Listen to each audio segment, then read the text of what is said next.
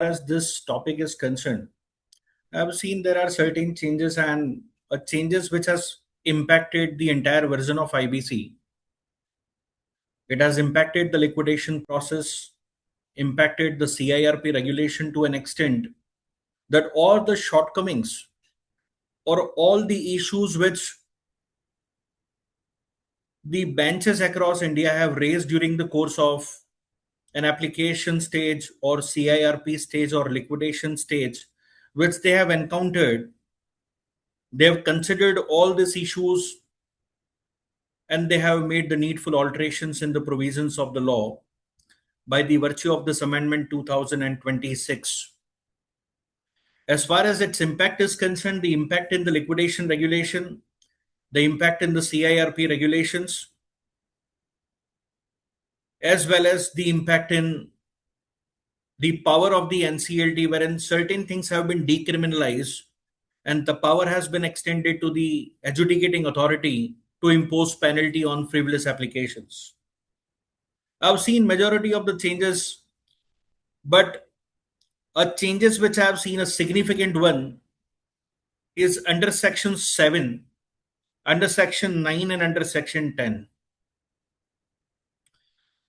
Section 7, they have made it very clear that if Form D is forming a part of your application and if the record of default is established on NESL, there is no further adjudication to such applications and the application has to be decided within the timeline which is so specifically provided. This time this is of 14 days. So as far as, but what are the shortcomings which we are going to address in this next 2 hours, 2.5 hours? As far as section 9 is concerned, they have multifold increase the document to substantiate the debt and default. And section 10, they have almost demanded every document which otherwise are always getting difficult for an IRP or RP, in spite of the fact that applications are being moved by the promoter themselves and then they do not cooperate. I would like to take up the significant changes first. And before touching upon the aspect of liquidation, I will stick my discussion to those regulations which are enforced, which are notified, which has been made effective from this 9th of June. I will not touch upon those aspects for which the regulations are not there or rules are not there, such as cross-border or such as creditor-initiated insolvency, because the regulations are not out right now, neither the rules are. First significant change which I have seen is in clause 3, subclause 31. This is the definition part of the code. And in this definition part, there is an explanation which is added to a security interest, and that will be having a direct impact on the waterfall mechanism. So now the statutory dues, which we have seen in the rainbow papers, now the charge will be only considered, or a person shall only be considered as secured if any security interest is created, agreed upon between the lender and borrower. So no creditor will be considered as secured, or no creditor shall be assumed as secured by the operation of law. Unlike the issues which earlier the RPs have faced in the distribution mechanism and the distribution process, this explanation is added to clause 3, clause 31. And this explanation states that, I'm sharing the screen for the sake of convenience of everyone.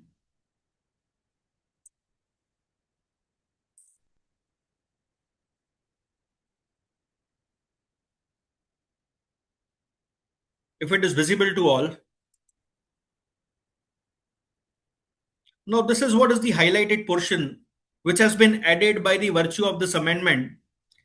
And it has made very clear, as far as the security interest is concerned, section 3, clause 31, that was dealing with the security interest.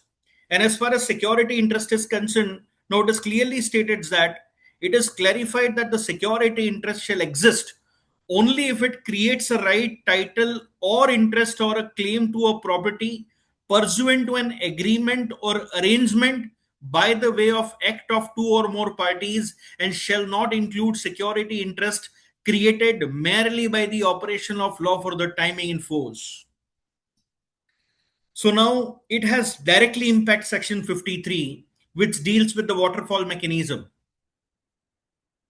No government dues will assume the status of secured creditor by the virtue of this explanation, which clearly states that it should be pursuant to an agreement or an arrangement by the act of two or more parties, and shall not include security interest created merely by the operation of law for the timing in force. The government dues will be impacted, the hierarchy will be impacted by the virtue of this explanation to section 3 clause 31. This is one of the impact which you can see or which can be seen in the waterfall mechanism, or when the treatment of government dues will be considered. This is one aspect. Now there is section 5, which again deals with the definition part. Section 5 deals with the definition part, and there one more definition has been added to it, and that is an avoidance transaction. So every application under 43, 45, 49, 50 have been now clubbed as a part of section 5 by the virtue of this additional definition which is added to it, that is 2A, avoidance transactions. Apart from that, a fraudulent transaction which is added by the virtue of again a new insertion, and that is definition which is there in 9A, that is section 5 9A. That 9A talks about the fraudulent transaction or a fraudulent trading, but this is very relevant now. Earlier what used to be seen is the look back period used to be calculated from the date of admission. Now the look back period will be calculated from the date of initiation of the application. And that's why, as far as this clause 11 is concerned, 5 clause 11, as far as 5 clause 11 is concerned, now 11 used to talk about the initiation date. And we used to say that initiation date means a date on which a financial creditor or the corporate applicant or the operational creditor, as the case may be, makes an application to adjudicating authority for initiating CIRP. But now this explanation is added, this proviso is added. And this proviso talks about where multiple application for initiation of CIRP in respect of the CD are pending before the adjudicating authority on insolvency commencement date. The initiation shall be the date which the first such application was made before the adjudicating authority. So this is again very relevant for those corporate debtor against which there are multiple applications which are pending as on the date of insolvency commencement date. And we have seen many such corporate debtor against which multiple applications are pending. And because of one of the applications get admitted, the other application gets infructuous. But now, for the sake of calculation of that PUFE transaction, now it will not be considered from the date when the insolvency was triggered. Unlike it will be considered from the date when such application was made. And in case of multiple application, it will be considered from the date when the first such application against the CD was made before the adjudicating authority. Now, this is significant change because we have seen once an application is moved and there is no hope for a corporate debtor to get it settled, to get it paid, or to come out of that proceedings. What they used to do is they used to enter into certain transactions which may be undervalued or extortionate or preferential. But now this issue will help the corporate, or it's going to be helpful for the IRPs and RP to identify the transaction from the very relevant period. And that's why this is a proviso which has made a beautiful difference. And we have seen this multiple corporate debtor facing the heat of the insolvency. And we have seen in Gujarat, there is one company against which there were multiple applications been filed, settled, admitted, and again it's pending. Manpasand beverages. And there we have seen that when multiple applications are pending as on the insolvency commencement date, say for example, NCLT is admitting an application against the corporate debtor today. So today will be the date of insolvency commencement date. But if we look back, that when this application was made 2 years back, 1 year back, 3 years back. The problem is, in this time span of 1 year, 2 year, 3 year, they have completely eroded the entire balance sheet of the company by entering into very questionable transactions which may be considered as a preferential in nature or extortionate in nature or undervalued in nature. But in such circumstances, this proviso is going to be helpful to determine the look back period from the date of application and not from the date of admission. And that's why there is a change in 5 subsection 11, and this proviso is added, which states that in case of multiple applications pending for initiation of CIRP, in respect of the corporate debtor, if pending before the adjudicating authority on insolvency commencement date, the initiation date shall be the date on which first such application was made before the adjudicating authority. Now, resolution, this is section 5 subsection 26, and in this definition, there is a change wherein resolution can be achieved through a piecemeal mode. This is resolution plan's definition, in which this explanation has been substituted. We are aware of this resolution plan, which is there in section 5 subsection 26, which talks about a plan proposed by the resolution applicant for insolvency resolution of the corporate debtor as a going concern in accordance with part 2. There was an explanation which earlier only deals with the merger, amalgamation, demerger, but now a resolution applicant may come up with this resolution of this nature, wherein he may propose a scheme of merger, amalgamation, demerger, and this is added: sale of one or more asset of the corporate debtor through one or more resolution plan proposed by one or more resolution applicant, subject to such condition as may be prescribed.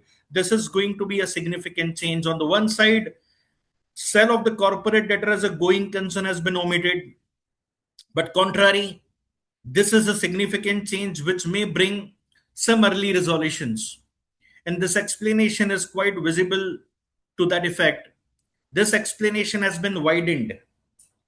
This explanation has been expanded. Earlier, the explanation was just confined to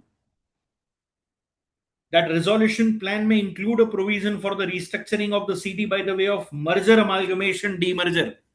But now it is stated that by selling one or more asset of the corporate debtor through one or more plan proposed by one or more resolution applicant, subject to such condition as may be specified. So I believe that this is going to be one of the significant move through this amendment, by which if not entire corporate debtor is being resolved through a plan, but it may be resolved through one or more plans by the way of inviting the plan which is proposed for the sake of its few asset. Now this section 7 is significant. As far as section 7 is concerned, subsection 4 is omitted, subsection 5 is completely substituted, and now the bankers will probably more eager to move such application, because now the resolutions will be based on the record of default, and in case of the bank or financial institutions, it is not so burdensome for them to establish their default. Now this subsection 5 is very beautifully resubstituted. Now it states that adjudicating authority shall within 14 days of the receipt of application by an order, and the word shall is now there in place of may. The adjudicating authority shall within 14 days of the receipt of application under subsection 2 by an order admit the application if it is satisfied that default has occurred, an application is complete, and there is no disciplinary proceedings against the proposed RP. Within 14 days, they have to admit the application. Reject the application otherwise. So otherwise means in case of incompleteness or disciplinary proceedings against the person whose name is proposed as an RP. But now it is stated that Before rejecting an application, they shall give notice to rectify the default, which was there earlier as well. But now this is very relevant, that if the adjudicating authority is not passing an order under this subsection within 14 days from the date of receipt of application, it shall record the reason for such delay in writing. Now, this explanation 1 and explanation 2 is very relevant, and it has cut the wings of the adjudicating authority with regards to adjudication of some other issues. All three issues. First is disciplinary proceedings are not pending against your proposed RP. In that case, no other ground shall be considered to reject an application filed under this section. So, your solvency, your market cap, your establishment, your goodwill, your creditability, your receivable, your pending disputes, amount to be recovered, all these factors are not going to be helpful in case if the application is complete, debt and default are established, and the person whose name is proposed as an IRP, if that person is with some clear background having no disciplinary issues pending against him. Now, it is also very clearly specified. Now, my concern is one. In this explanation, too, they have stated that where a record of default in respect of a financial debt owed to a financial institution, and my concern is why only financial institution is provided. Now, suppose if there is a company which is a corporate debtor to whom the financial or to whom the credit have been extended or some financial assistance have been extended. There was a financial contract. The financial statement is so clear, they have acknowledged in the financial statement, but there is a default committed by the company in repayment of the loan. I'm talking about the transaction of section 186 of the Companies Act, which permits company to grant loan. So it was my company who extended loan to some other company. That company has committed default. I have lodged this default with the IU. IU has initiated its own authentication process. After putting reminder 1, 2, and 3, there is no dispute or there is no communication received to the IU by the CD, and thus the default of that debt is deemed to be authenticated. But still, I am not finding my place here in explanation 2, because explanation 2 is so confined. Explanation 2 talks about it is hereby clarified that where a record of default in respect of a financial debt owed to a financial institution recorded with IU has been furnished along with the application filed by such financial institution, under this section, shall be considered sufficient for the adjudicating authority to ascertain the existence of default under this section. So I believe even NBFCs will not be covered because they are not forming a part of the definition what we say financial institution.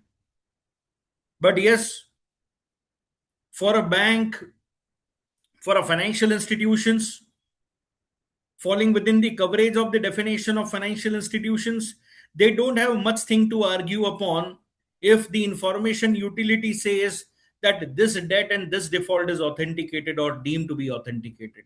And that is what explanation 2 all about. For the removal of doubt, it is hereby clarified that where a record of default in respect of a financial debt owed to a financial institution recorded with IU has been furnished along with the application. So if I'm furnishing Form D along with my application, which is filed by the financial institution under this section, such record shall be considered sufficient for the adjudicating authority to ascertain the existence of default. This is as far as section 7 is concerned. I have found material alterations in section 9 applications.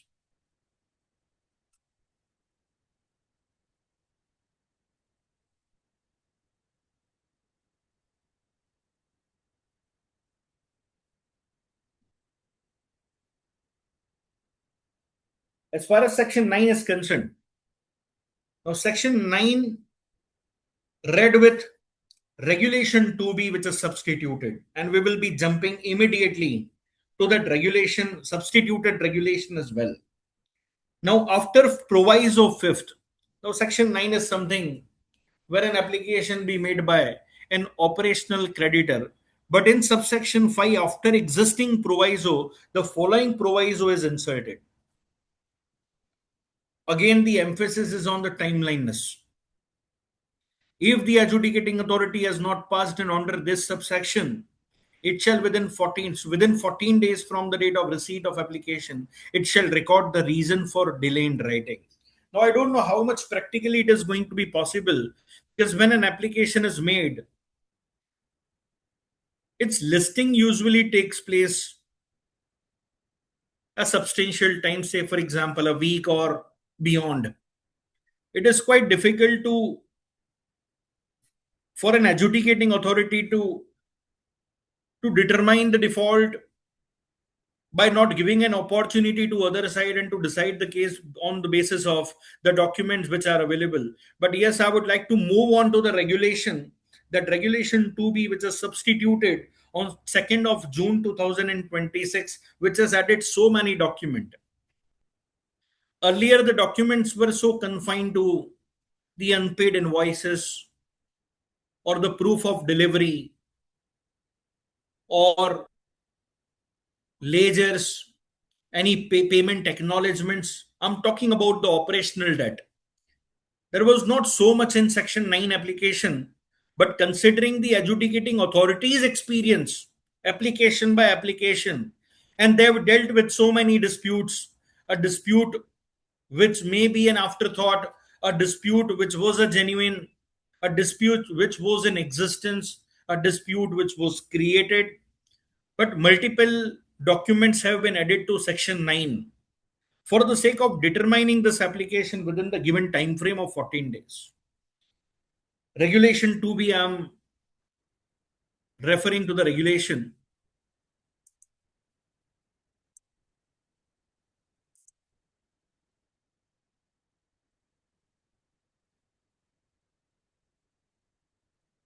Now, as far as regulation 2b is concerned, I feel it's a detailed guide for moving an application under Section 9. And I think that nothing is left untouched as far as this application is concerned. Operational creditor shall furnish the following information with an application under Section 9, subsection 1, namely. So it was seen that the NCLTs have started demanding copy of Form GSTR 1, GSTR 3B, e-way bills. But now it is so much specific that this application has to be it has to be substantiated through the copies of relevant extract of Form GSTR 1, GSTR 3B filed under the provision of the relevant law under GST, copy of e-way bill wherever applicable, and it is stated that the provisions of this regulation shall not apply to those OC who do not require registration or to the goods and services which are not covered under the GST law. Earlier, we have seen that during the course of the proceedings, the corporate debtor used to come that we are in the business relationship since this year. We have already paid substantial amount up to this year. Now it is very specifically provided that whenever you move a Section 9 application, you have to give the details of any partial payment received from the CD in respect of the operational debt and the date of such payment. You have to mention the assignment or transfer of the operational debt, if any, along with supporting document. Now, this is nothing but this is the outcome of so many applications so dealt by the adjudicating authority in the admission stage itself. We have seen this case as well, wherein the corporate debtor has given guarantee with respect to an operational debt in favor of the operational creditor. So details of any guarantee if provided by the CD or any other person in respect of the operational debt, which was earlier missing in Section 9. A statement of account of the operational creditor with the CD showing the principal amount and interest, if any, due on such amount. So they have gone those days wherein we used to fight for interest, but they are very specific this time. Statement of account of the operational creditor with CD. So I will be placing on record my complete ledger, mentioning what are the credits and what are the debit transaction and what are the interest figure which I'm relying upon with regards to unpaid operational debt. Statement as to whether the operational creditor is a related party, and this is the beautiful change. We have seen a corporate debtor struggling insolvency, a corporate debtor who is facing insolvency, not finding any creditor, because creditor are also aware of that there is no purpose going against the CD. Ultimately we are only going to be the the cost center if we move such application, because in any case it is going to be admitted against the CD, and they used to initiate such application through a related party, not directly a related party per se by the virtue of the provision of the law, but this time they have made it very clear that the statement, and when I say statement, probably they have to give an affidavit like 93B affidavit, a statement as to whether the OC is a related party of the CD. So now if the transactions are being advised upon, this advisory is going to be very helpful for those CD who are planning to go in CIRP by through their relatives. Statement as to whether the OC is a related party of the CD, and this was not there in the cold prints before this amendments. Detail of the proceedings pending before any court. Many a times we have seen it was a CD who later on, as a part of its defense, they used to come up with there is some pending proceedings before this court of law. There is some arbitration going on. There is some mediation going on, and which is deliberately suppressed in the application made by the OC. It is the CD now. Whenever such application is made against the corporate debtor under Section 9, it is so relevant to place before the Honorable Tribunal any pending proceedings before the Court of Law, Tribunal, Arbitral Tribunal against the CD for the recovery of the operational debt. Other information as may be relevant for an OC to establish its default. So Section 9, multiple applications or multiple documents to an application has been added to it. This is Section 9. The most relevant is Section 10. We have seen Section 10 has never got a very easy clearance from the adjudicating authority, and I have so many things to deliberate upon, and I will always be happy to have your views on that as well. When this IBC was enacted, because of the enactment of the IBC, it has impacted Section 271 of the Companies Act. In 271, which deals with the winding up. Earlier, there was a clause which deals with when a company is unable to pay its debt. Now, because of the enactment of the code, inability to pay its debt has been removed. Now, today, if the company wants to shut its operations, company don't want any resolution. I'm talking about few genuine companies, few genuine promoters who are actually facing hardships. And I have a live case wherein the client previously moved a Section 10 application. The Section 10 application got dismissed. And thereafter, SBI went against that corporate debtor under Section 7. And the promoters are badly impacted out of the heat of the CIRP process. My point is, why this limit is prescribed for Section 10 application? That is something which is beyond my understanding. Because Section 10 application is always an initiative of the company itself. Certainly after getting the confirmation and consent from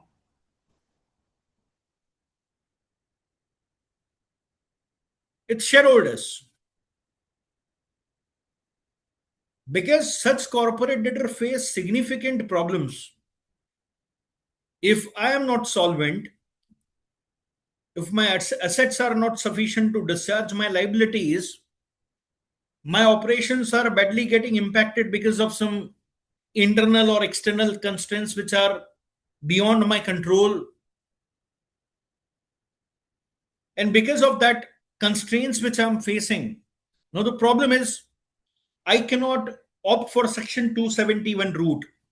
Section 271 route is completely shut for me because there it is stated that inability to pay its debt is no longer a clause to invoke. I cannot opt for Section 59 IBC because in order to opt for a 59 IBC which deals with voluntary liquidation, to invoke 59 IBC has to be solvent first. A declaration of solvency is a prerequisite before shareholders resolution passing a liquidation under Section 59 IBC for voluntary liquidation. So my doors are completely shut under 59 IBC. My doors are completely shut under Section 271 of the Companies Act. Since I don't want any resolution or I don't want to pass through that process of CIRP because I know I want liquidation and then dissolution. But liquidation will be passed through after the completion of CIRP, though there is a provision of earlier dissolution, but there is a procedure which is prescribed, and in order to act upon those procedure, the default amount of 1 crore is something for up till which I have to wait for. Section 10 has always raised the eyebrows of the adjudicating authority. And every time the adjudicating authorities have this presumption in mind कि इसके promoter ने assets बेच दी है, they have diversified or they have diverted or they have cleaned the balance sheet to an extent कि there is nothing left out in the financial statement. It does not happen every time. It does not happen every time, and that's why this regulation 2E has been added. Regulation 2E is inserted. But before we go to regulation 2E, let me again come back to the code.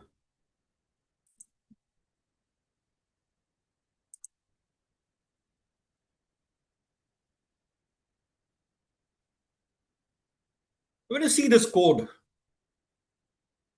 in section 10, I'm talking about, as far as section 10 is concerned, there was a requirement when you have to propose the name of the IRP. But when you see section 10, in section 10, subsection 3, clause B is omitted. As far as clause B is concerned, the clause B is omitted.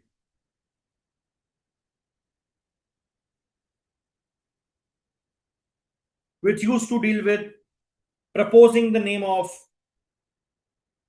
IRP. Section 10.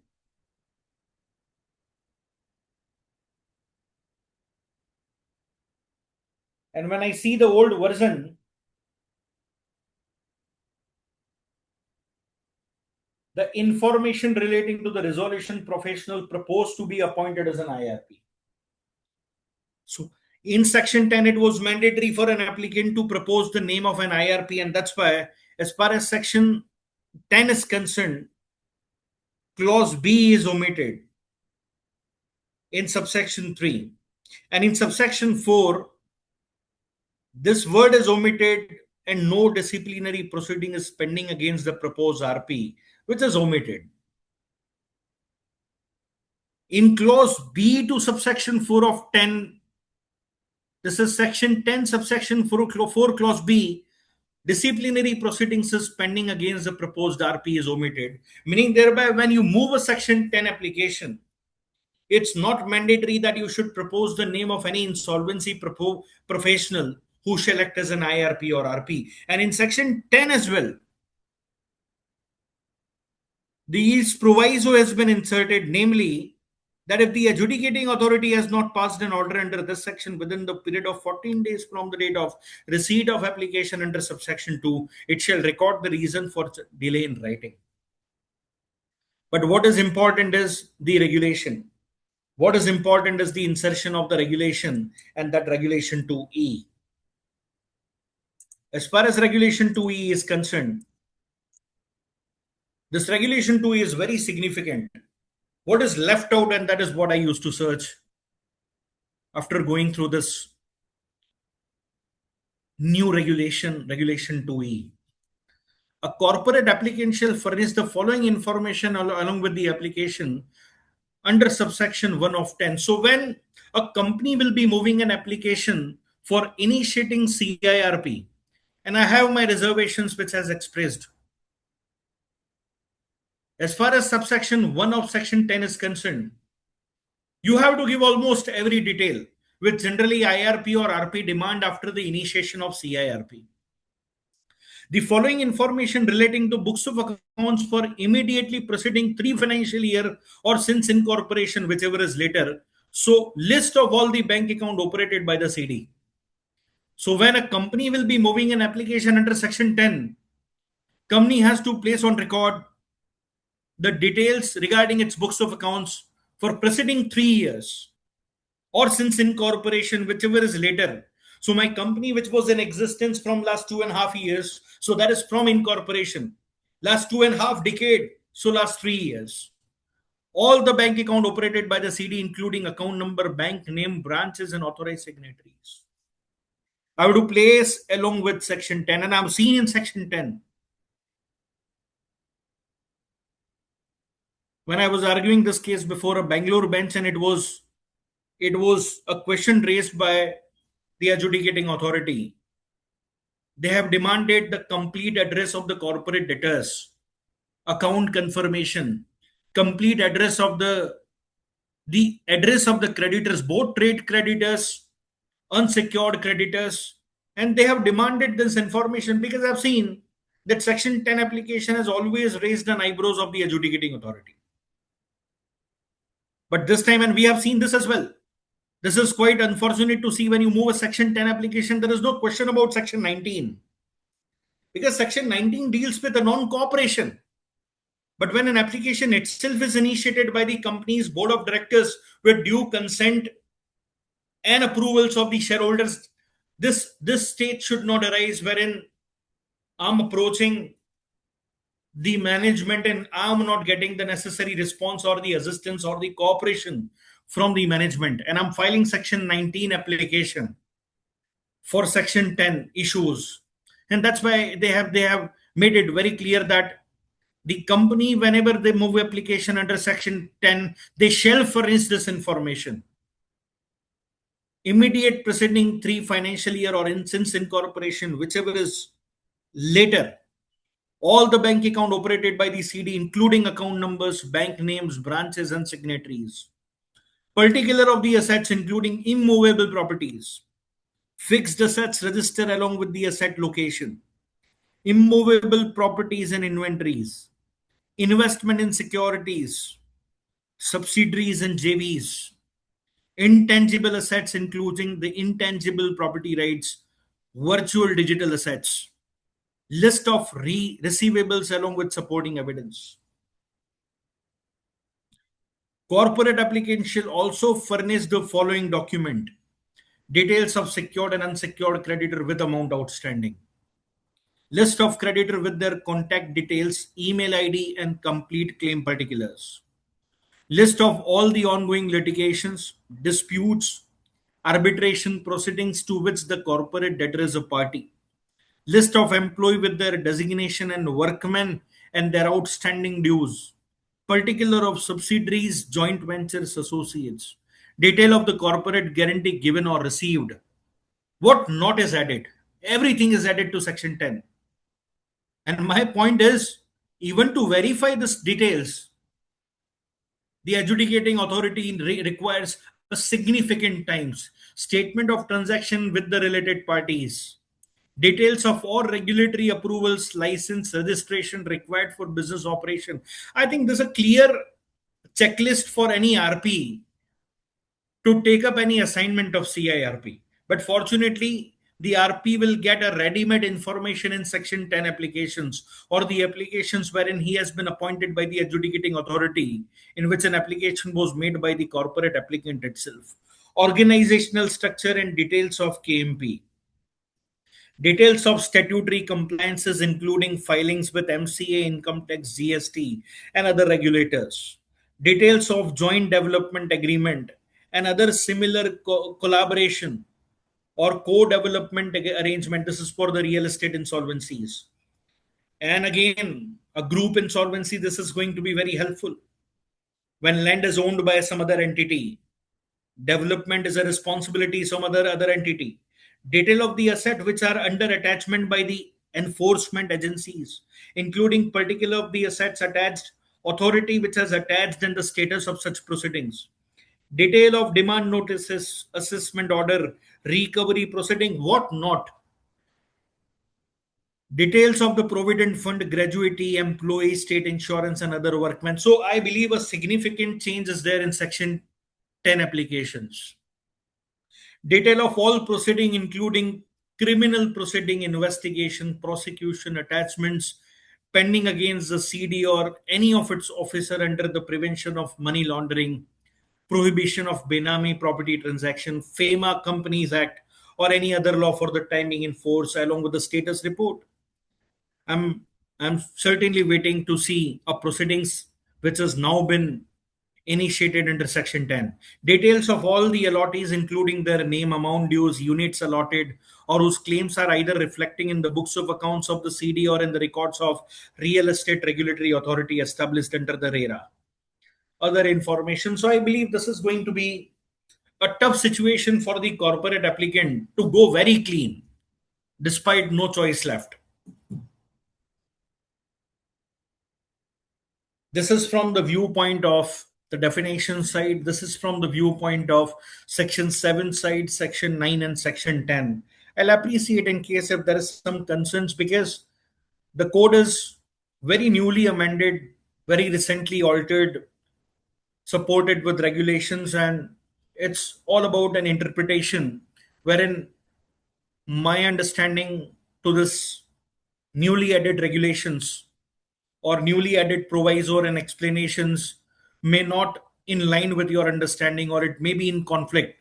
I appreciate in case if any of the concerns up till the stage we discussed are there amongst the participants. Section 7, Section 9, and Section 10. But one thing is so clear that the timeliness are of utmost essence, especially in Section 7, when an application is going to be moved by a bank or the public financial institutions. The dependency on the NESL record, the record of default, is increased manifold. For Section 10 application, the only challenge for the applicant seeking Section 10 application is they need to be utmost transparent. Transparent to an extent that they have to give up all the books, all the papers, all the information, all the litigations detail which are pending, which are disposed of recently in last 3 years before the adjudicating authority. But one relaxation is, or rather calling it relaxation now, there will be no representative of yours in the application. So earlier we used to propose the name of IRP, but in section 10 that has been omitted now. It is the adjudicating authority out of their panel will decide who is going to be the IRP or RP in that particular case. Going back to one of the major change, and we have seen this settlement post admission, withdrawal of CIRP application 12A. 12A is substituted completely. I'm going back to the IBC.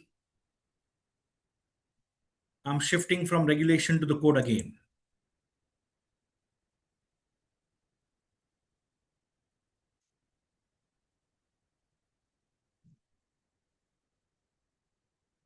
This is quite challenging stuff. Challenging to an extent that now it's advisable that settle before the admission. Because now post admission up to the constitution of CIRP, no room open for settlement. After constitution of the COC, that is on 30th day, up to the date when EOI will be invited, There is the only window left of 30 days wherein, after seeking the approval from COC, the withdrawal is now permissible and not thereafter. This section 12A is entirely substituted. A substitution of the new section for section 12A, which deals with the withdrawal of the application admitted under section 7, 9, and 10. What used to happen, once an application is admitted, an IRP is appointed. This is the issue being faced by almost every active insolvency professional who is dealing with the CIRP applications. Corporate debtors entering into a settlement terms with the applicant, and an application being moved to the adjudicating authority for withdrawal of CIRP. We have seen this issue as well post admission of insolvency application. The moment insolvency triggers, the shareholders of the company or the suspended management used to prefer an appeal before the NCLAT, and things get settled there. Now I'm waiting for the incident, I'm waiting for the order of the Honorable Appellate Authority, that is NCLAT, in such cases. Because when we see a substituted 12A, substituted 12A talks about subject to subsection 2. Adjudicating authority may allow the withdrawal of the application admitted under 7, 9, or 10. May allow the withdrawal of application admitted under 7, 9, or 10. Why 10? I don't know. Because in 10, there is nothing like entering into a settlement post admission. But yes, as far as 12A is concerned, let's read it for a time being and let's discuss what is going to be the implications. The implications are very, very dangerous, because now you are not supposed to settle with the one who went against you in the NCLT. You need to settle with the entire claimants, those who will be the members of the committee of creditors. And when committee of creditors will be settled, why not the other operational debt is my another question. But it is quite divergent from the views taken by in the Baiju's case. As far as 12A is concerned, subject to subsection 2, adjudicating authority may allow the withdrawal of application admitted in the 7, 9, or 10 on an application made by the RP. It's the RP who need to move an application with the approval of 90% voting share of the COC in such manner as may be specified.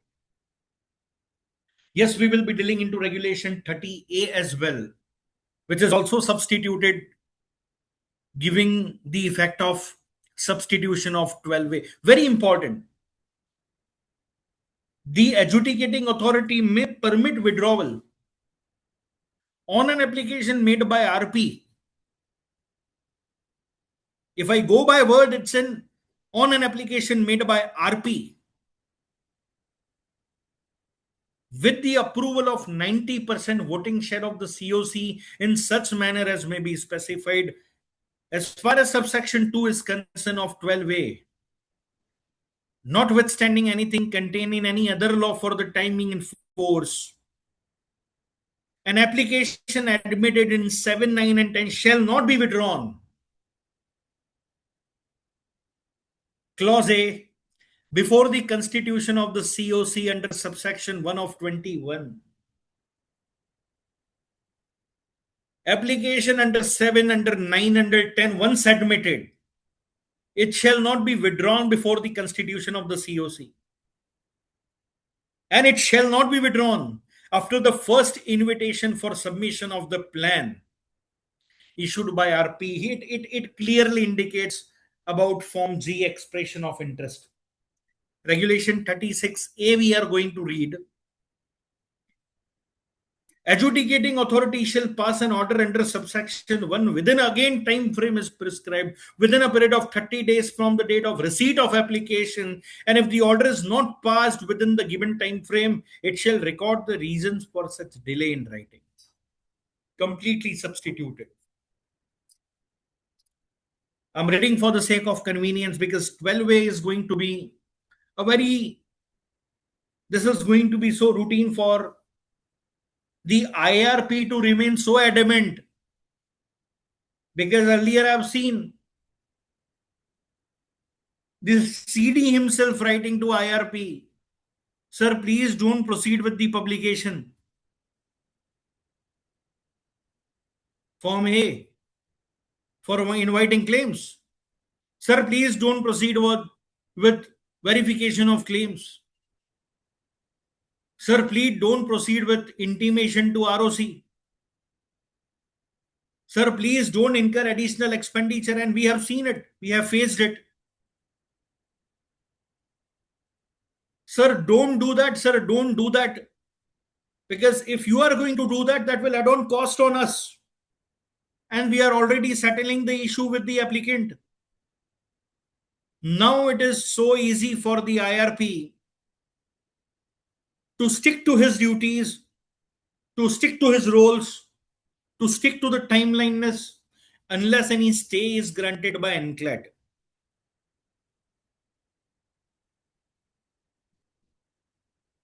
For Section 12A of the Principal Act, the following section shall be substituted.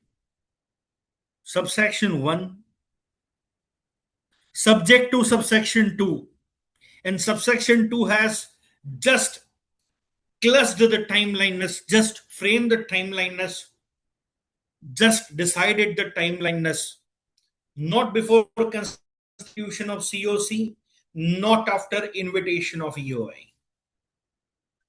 Subject to subsection 2, adjudicating authority may allow the withdrawal of application on an application made by RP with the approval of 90% voting share of the COC in such a manner as may be prescribed. We will be looking after regulation 30A. We will be looking after regulation 36A.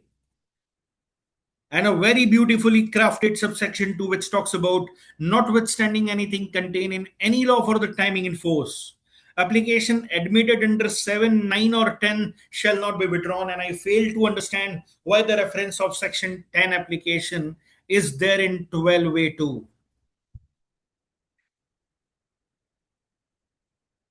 Application shall not be withdrawn before the COC's constitution. 21.1.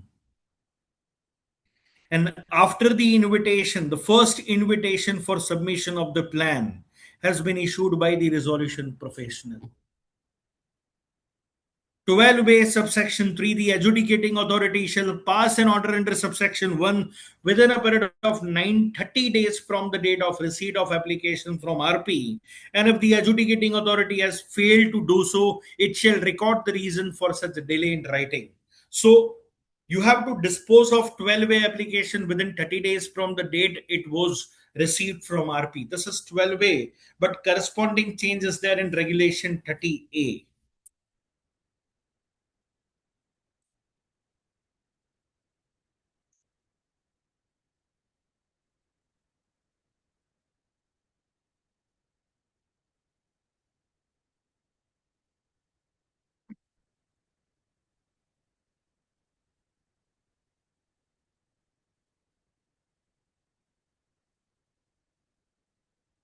This is 30A. Withdrawal of application. Substituted. It's completely substituted.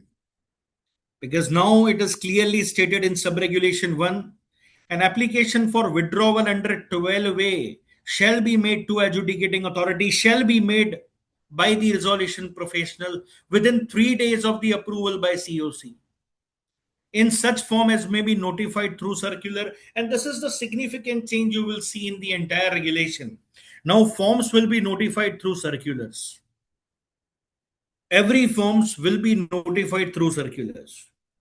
shall be accompanied with a bank guarantee or a demand draft. So this demand draft, which was not there previously, it was just a bank guarantee, but now it shall be accompanied by a demand draft towards estimated expenditure incurred for the purpose of clause AA, AB, AC, B, A, C, D, E of Regulation 31 till the date of filing an application as determined by the RP. And again, what we have seen in 12A2 is there is in Regulation 30A. This Regulation 30A talks about such application shall not be made after the constitution or before the constitution of the COC. So, you being an IRP, you have to continue taking care of the timeliness. You have to verify the claims. You have to admit or reject the claim, and you have to intimate the claimant within 7 days. It's an obligation on your part now. Within 7 days, you have to inform the claims which you are admitting in full or in part or rejecting. You have to constitute the committee. You need to report the constitution of the committee. You need to call the first COC meeting. And only thereafter, only after the constitution of the COC, such withdrawal application may be put forth before the COC. But no such withdrawal application will be entertained after the issuance of invitation for EOI in Regulation 36A. एक बार अगर आपने EOI publish कर दिया form जी में, उसके बाद withdrawal संभव नहीं है pursuant to amended Regulation 12A and Regulation 30A of the CIRP regulation. This is what we have seen in Section 12A2 as well. Such application shall not be made before the constitution of the COC under subsection 1 of 21 and not after the date of invitation for expression of interest under Regulation 36A. And this is quite important. Where the application is approved by the adjudicating authority, the person furnishing the bank guarantee or demand draft shall deposit the amount towards the expenses incurred for the purpose of subsection 1 till the date of approval by the adjudicating authority as determined by RP within 3 days of the approval. 3 दिनों में अगर suppose नहीं किया, then in that case the bank guarantee will be invoked or DD will be encashed without prejudice to any other action permissible under the code.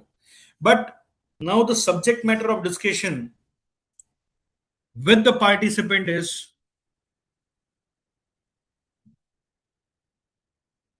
whether the NCLAT possesses power to permit any settlement before the constitution of COC. Adjudicating authority cannot. As far as the wordings of 12A2 is concerned, adjudicating authority, that is NCLT, is not going to entertain any withdrawal application. If this withdrawal application is made before the constitution of COC or after publication of Form G, a very important and very relevant one. IRPs and RP may raise their hands that अब हमारे हाथ में कुछ नहीं है. We are bound to give public announcement. We are bound to invite claims. We are bound to verify claim. We are bound to constitute committee. We are bound to report the constitution of committee. We are bound to call the first COC meeting. Earlier, the IRP gets trapped between the applicant and the CD out of their settlement discussions. Now the things are so clear. Adjudicating authority cannot before COC's constitution and after EOI.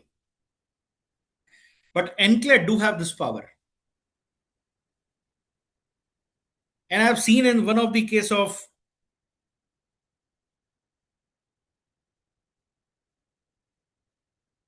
NCLT Ahmedabad only, and that is Manpasand beverages. Every time the applications get admitted, the suspended management knocked the door of NCLAT. Matter went up till Supreme Court, and they come out as per their wish. And this is what is going to be the ultimate records available now. Adjudicating authority cannot, but there is no bar on the appellate authority.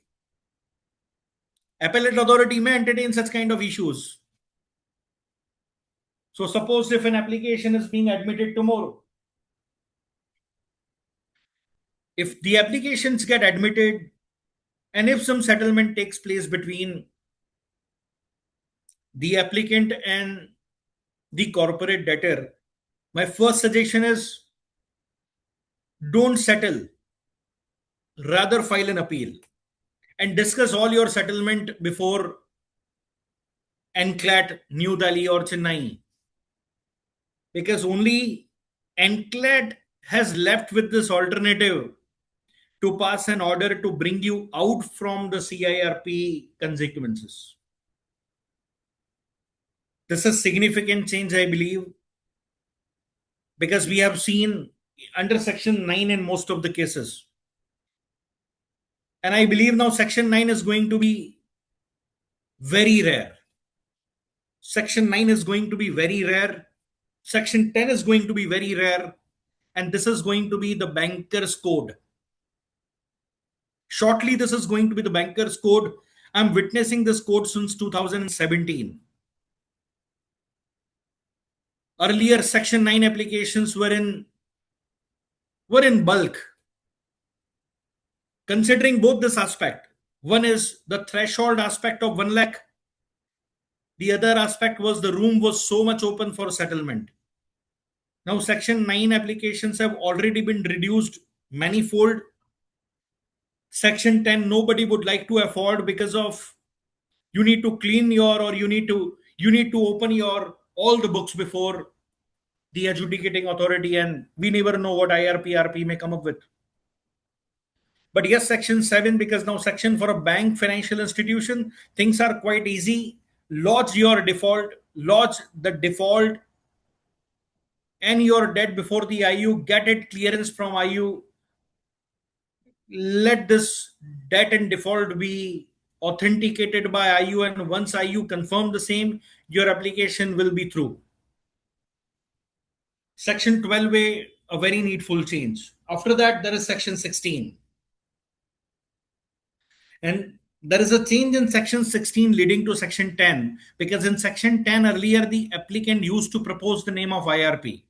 Now that is omitted.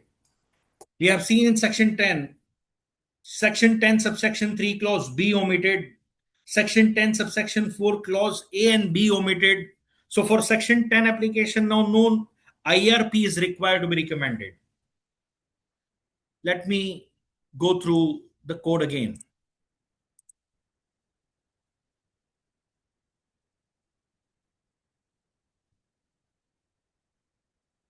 Section 16. In Section 16, one may found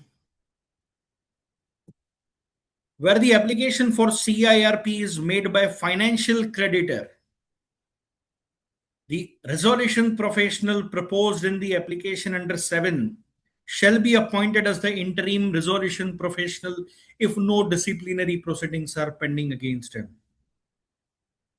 Earlier, there was a reference of Section 10 as well.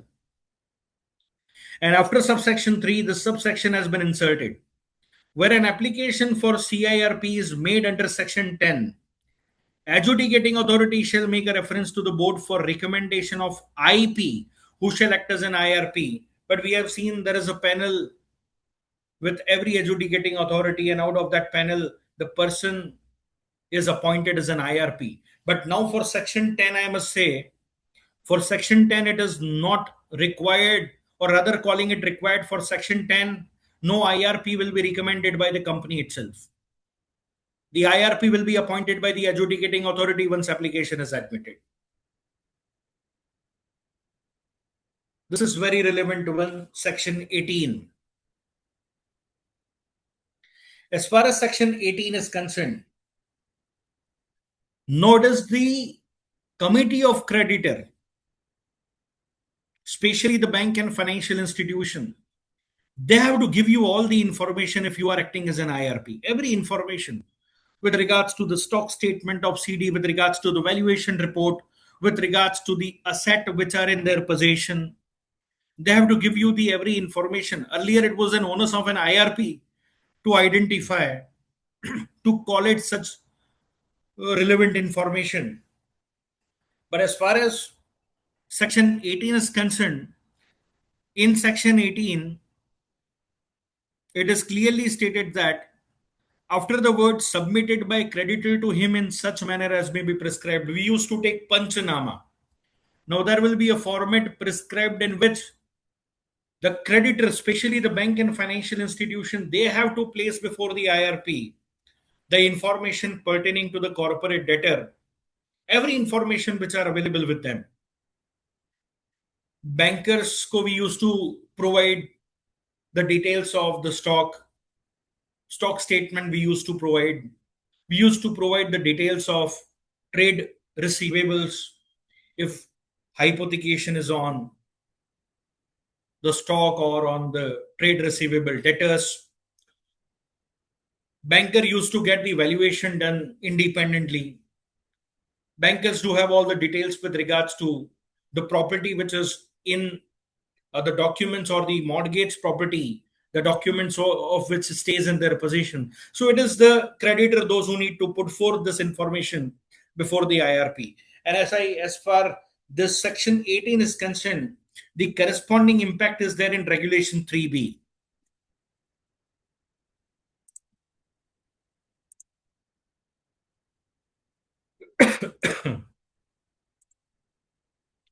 Sorry, it's 4B.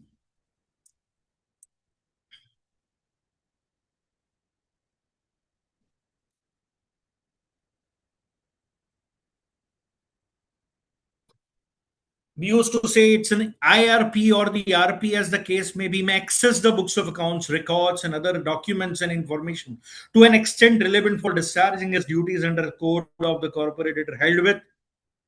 So certainly they will be having an access, but things are not settled here. This is something which is substituted, and I'm talking about regulation 4, sub-regulation 3, which is substituted.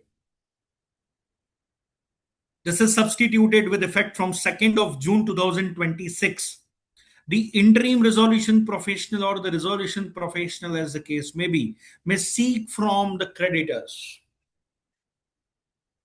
including financial institutions, statutory authorities, such information on record as he may deem fit, including the relevant extract of information in respect of the assets and liability of the CD from last valuation report, stock statements, receivable statements,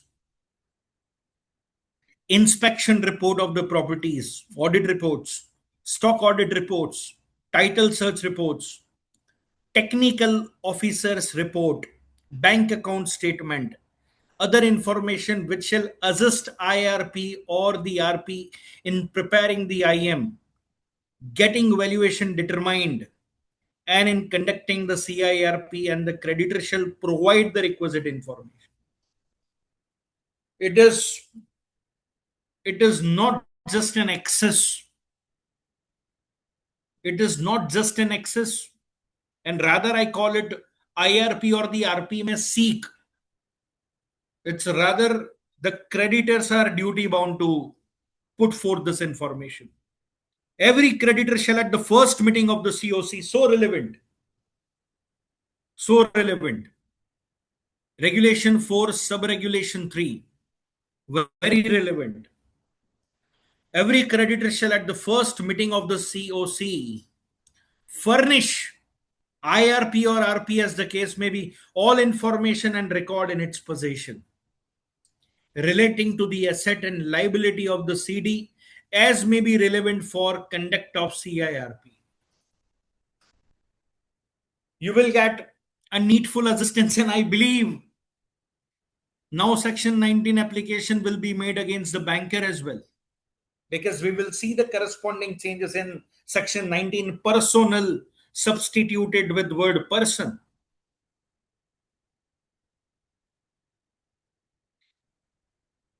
I'm reading it for the sake of its vitality. The interim resolution professional or the resolution professional, as the case may be, may seek, and I said it is going to be the banker's code very soon. It is the banker's code otherwise as well.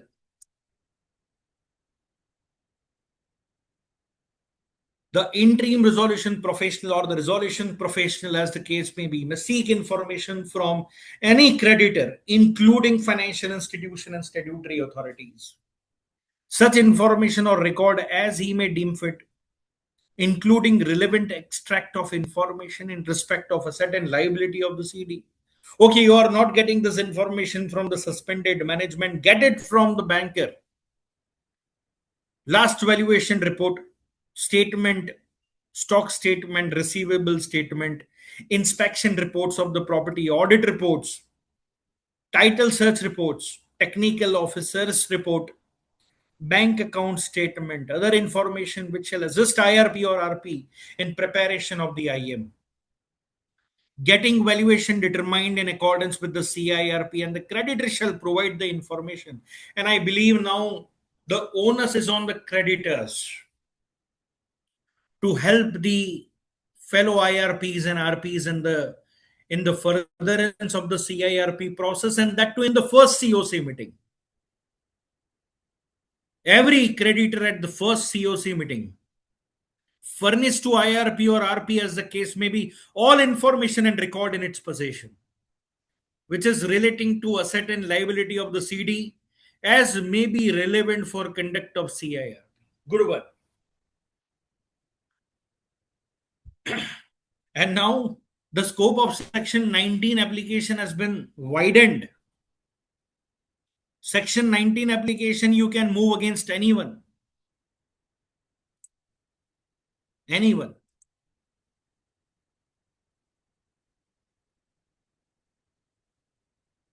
Section 19.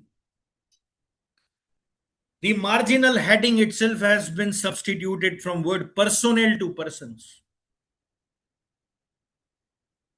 That persons include everyone so concerned with the corporate debtor. Following subsection shall be substituted. Any person who is or has been a personnel, any person who is or has been a personnel of the CD or its promoter or associated with the management of the CD, engaged in a contract for service with the CD, everyone is covered. Any person who is or has been a personnel of the CD or its promoter or associated with the management of the CD, engaged in contract for service with the CD, shall extend all the assistance and cooperation to IRP as may be required by him for purpose of managing the affairs during CIRP or performing the duties conferred on him under the chapter. In subsection 2, the word any personnel of the CD, its promoter, the word bracket and figure, any person referred to in subsection 1 shall be substituted. And the resulting impact is there in regulation as well. Talking about regulation 3A.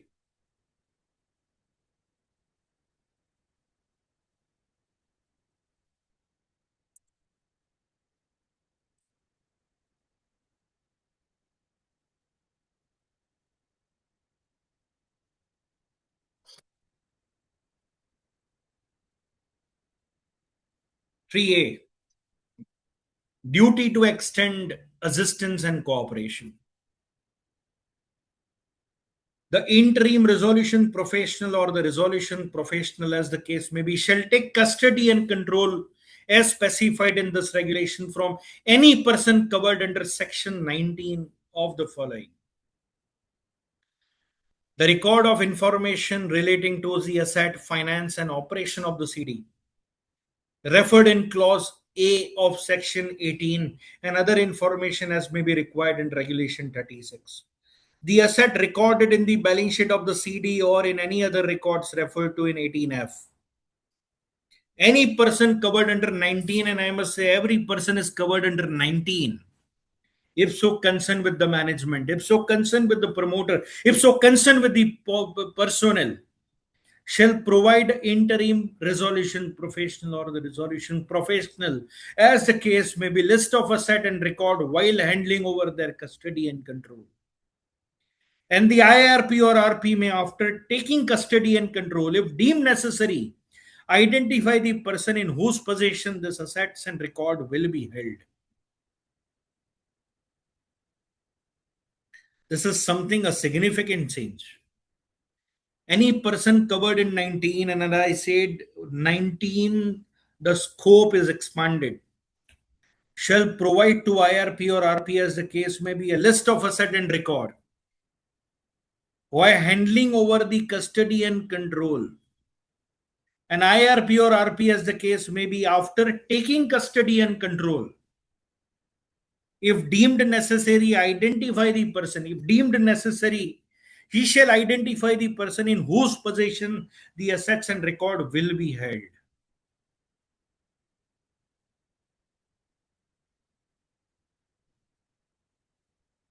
Sub-regulation 5 of regulation 3A. If IRP or RP, as the case may be, shall requisition from any person covered in section 19 the information relating to asset, finance, and operation of the CD, and such other information as under regulation 36 required to be maintained by the CD but have not been handed over. And as far as sub-regulation 6 is concerned, IRP or RP, as the case may be, shall requisition from, shall request any person covered in 19 the asset which are recorded in the balance sheet or other record and whose custody has not been handed over. And that is what I said. In 19 application, you will find many more respondents. I will be taking pause in case if there is something to discuss, to deliberate upon. I'll keep the stage open. I'll keep the discussion open. If anything is required to be further discussed, to an extent, the things discussed.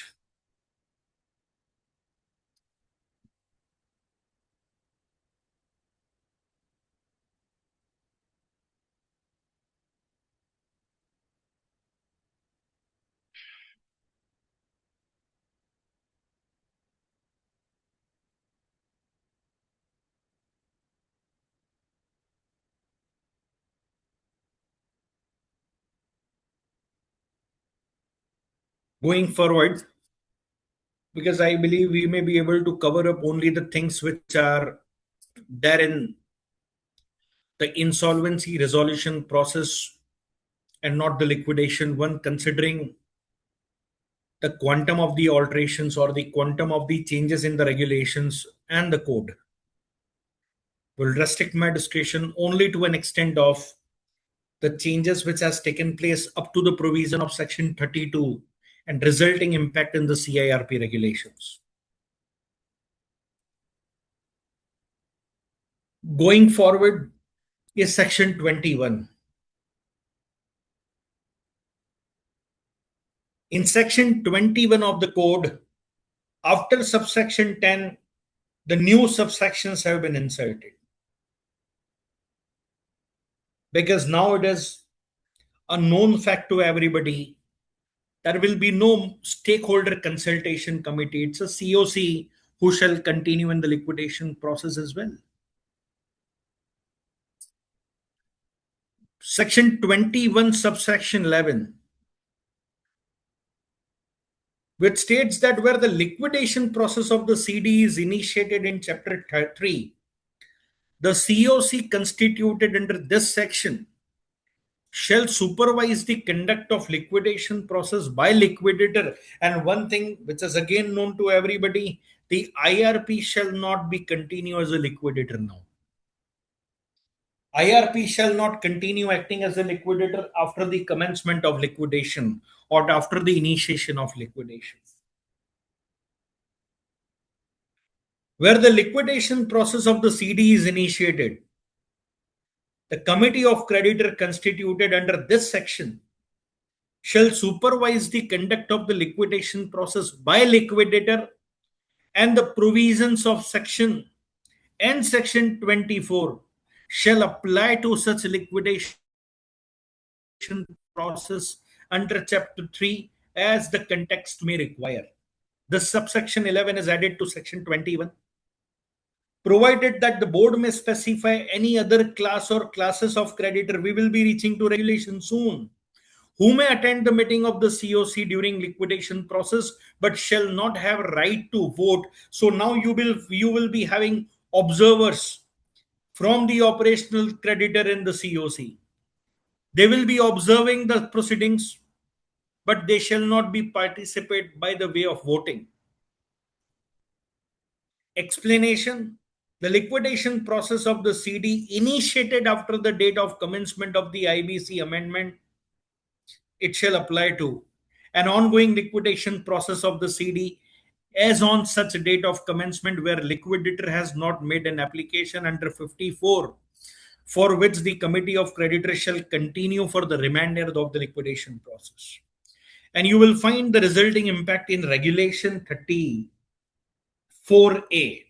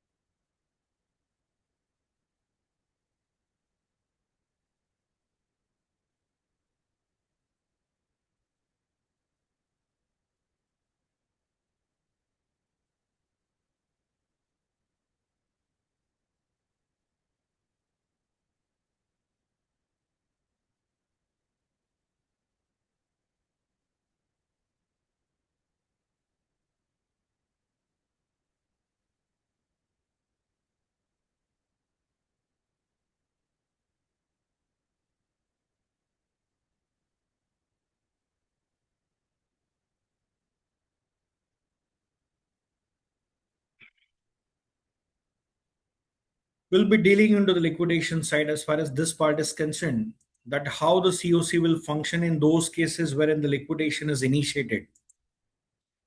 But as far as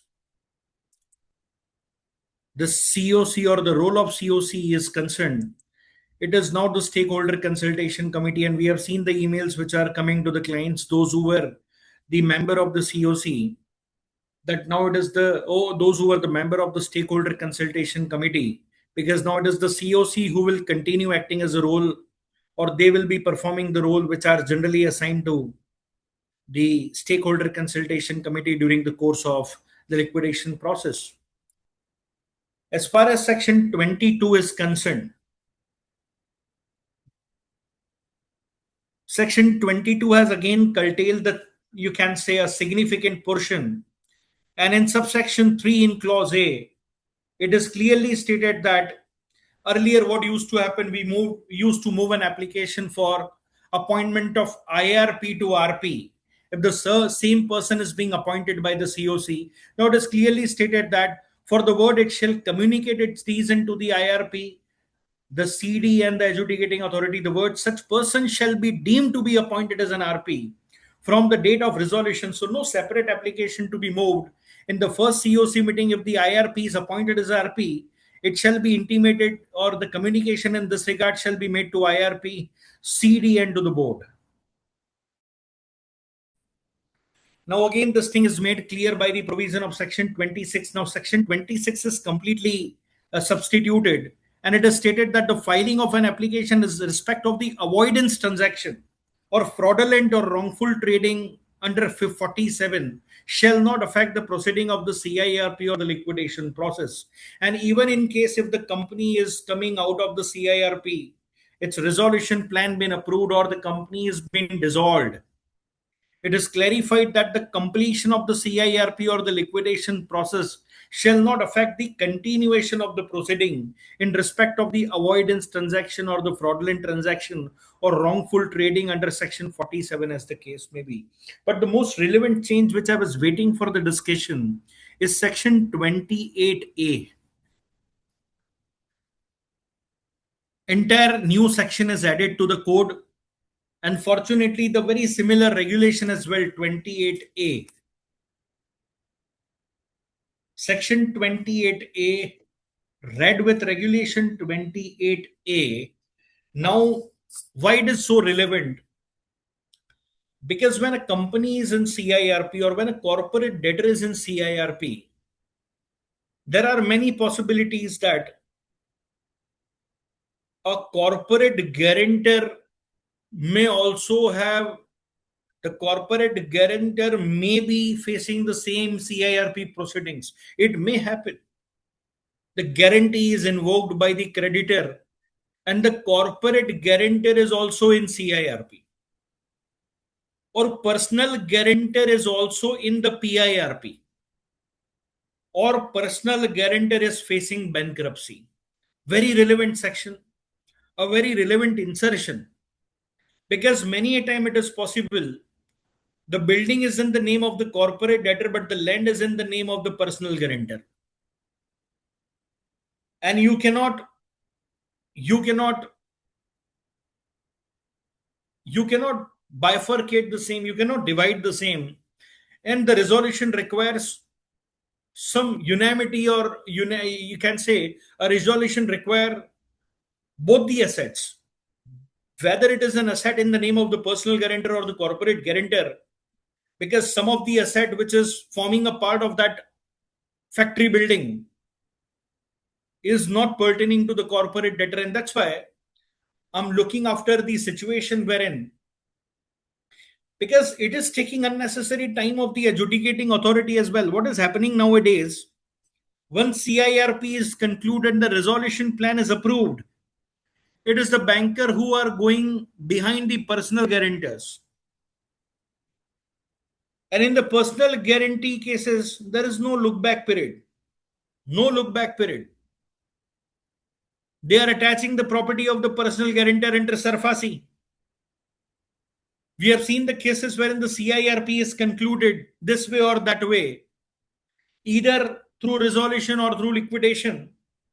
And after completion of that, just in order to, since they have already, the creditors have already accepted the haircuts, they are now filing an application against the corporate guarantors.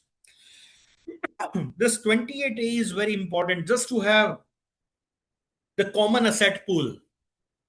The asset of the personal guarantor shall form a part of the CIRP. The asset of the corporate guarantor shall form a part of the CIRP, certainly with the consent of that creditor in whose favor the property is mortgaged, or the asset, the creditor in whose favor the security is created over that property. Very relevant one. Section 28. And why it is relevant, one can easily identify, as the heading itself states, the transfer of the assets of the guarantors of the corporate debtor during the process. And because of which there is two regulations which has been added, regulation 28A, regulation 28B in CIRP regulation. This is very relevant. Notwithstanding anything contained in this code or any other law for the timing in force,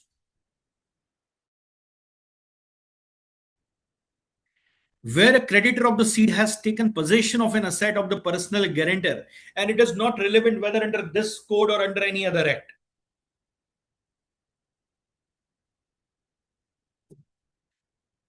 Notwithstanding anything contained in this code or any other law for the timing in force, where a creditor of the CD has taken possession of an asset of the PG or CG of the CD by enforcing its security interest over such asset under any law for the timing in force, which empowers the creditor to transfer the asset, the creditor may, during CIRP of the CD, permit the transfer of such an asset as a part of its insolvency resolution, with prior approval of the committee of creditor in such manner and subject to such condition as may be specified. I'm taking you back to the provision which is newly added.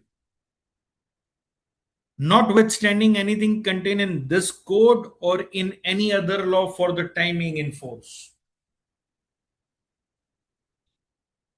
where a creditor of the creditor of the CD has taken possession of the asset of the personal guarantor. The word used is possession, and one may not be so confined to consider it as a physical possession. It may include symbolic one. Where a creditor of the CD has taken possession of an asset of the PG or CG of the CD, the creditor of the CD has taken possession of the asset of the PG or CG of CD by enforcing its security interest. And it is not important that this enforcement is under code or in any law. By enforcing its security interest over such asset under any law for the time being in force, which empower the creditor to transfer the asset, the creditor may during the CIRP permit the transfer of such asset as a part of its insolvency resolution with prior approval of the committee of creditor in such manner and subject to such condition as may be prescribed. This is significant change. So suppose if the corporate debtor is in CIRP,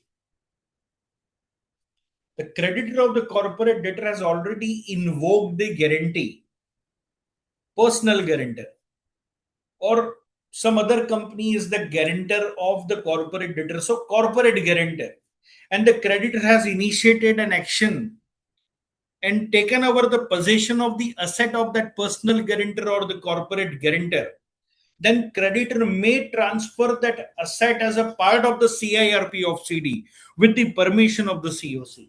A complete resolution. Complete resolution. I'm reading it again. Notwithstanding anything contained in this code or any other law for the timing and force, where a creditor, I think this is so relevant for IRPs handling CIRP or RPs handling CIRP, where a creditor of the CD has taken possession of an asset of the personal guarantor or the corporate guarantor of the CD by enforcing security interest over such asset under any law for the timing in force, which empower the creditor to transfer the asset. The creditor may, during CIRP, permit the transfer of such asset as a part of the CIRP with prior approval of the committee of creditor. And this proviso states where the corporate guarantor is also under CIRP or liquidation process, transfer of the asset under this subsection, and here you will find regulation 28B as well. Transfer of the asset under this subsection shall take place upon approval of the committee of creditor of the CG by vote of not less than 66% voting share, and amount received pursuant to the transfer shall form a part of CIRP or the liquidation estate of the corporate guarantor. Provided further that during the liquidation process of the corporate guarantor, approval of committee of creditor under first proviso is required only where the creditor has relinquished such asset to the liquidation estate. Provided also that where the personal guarantor is under the insolvency resolution process or bankruptcy process, the creditor has forfeited or surrendered his right in relation to an asset. The transfer of such asset under this subsection shall take place only upon approval of the majority of 3/4. In case of insolvency mechanism of the corporate debtor CIRP, it's 66% voting share. In case of an individual facing CIRP, that is a PIRP, personal insolvency or the bankruptcy, the consent of 3/4 of the value of creditor of the PG, an amount received pursuant to the transfer shall form a part of the insolvency resolution process of the personal guarantor as the case may be. Amount received pursuant to the transfer of the asset shall be adjusted towards the amount of debt owed by a guarantor in accordance with the applicable law, subject to any cost, charges, and expenses incurred in respect of the preservation and protection. I believe a very significant change. Why? When I will be preparing information memorandum, I will be putting not only the asset of the CD, but I will also be putting all the asset of the PG, all the asset of the CG as well. If those assets have been transferred to the resolution professional as a part of the CIRP estate of the corporate debtor. And this is so relevant, very relevant to have a collective insolvency resolution of not only the corporate debtor, but also the corporate guarantor and the personal guarantor. I'm reading it for the sake of the furtherance of our studies to Regulation 28A and 28B. 28A, which talks about notwithstanding anything contained in this code or any other law for the timing in force. If the creditor of the CD has taken a possession, and I believe this is not required that any action is taken pursuant to this code, even if the action is taken in Sarfasi, the creditor of the CD has taken possession of an asset of the personal guarantor or the corporate guarantor of the corporate debtor by enforcing its security interest over such asset under any law for the timing in force, which empower creditor to transfer that asset rather than transferring that asset to an outsider or getting it enforced through any surface proceeding. What that creditor will do, the creditor of the creditor will part away that property. The creditor during the CIRP permit the transfer of that asset as a part of the insolvency resolution with prior approval of the committee of creditor. मतलब ये कि personal guarantor की जो asset है या corporate guarantor की जो asset है, the asset belongs to personal guarantor और the corporate guarantor against which any action of possession has already been taken by the creditor of the CD, he do have this power to transfer that asset as a part of the CIRP of the corporate debtor with the approval of the COC with 66% voting rights. And this is what been provided. If it's not the CD, it's also the corporate guarantor which is facing CIRP. If the corporate guarantor is facing CIRP, in that case, what will happen? Either the corporate guarantor is facing CIRP or the corporate guarantor is facing liquidation.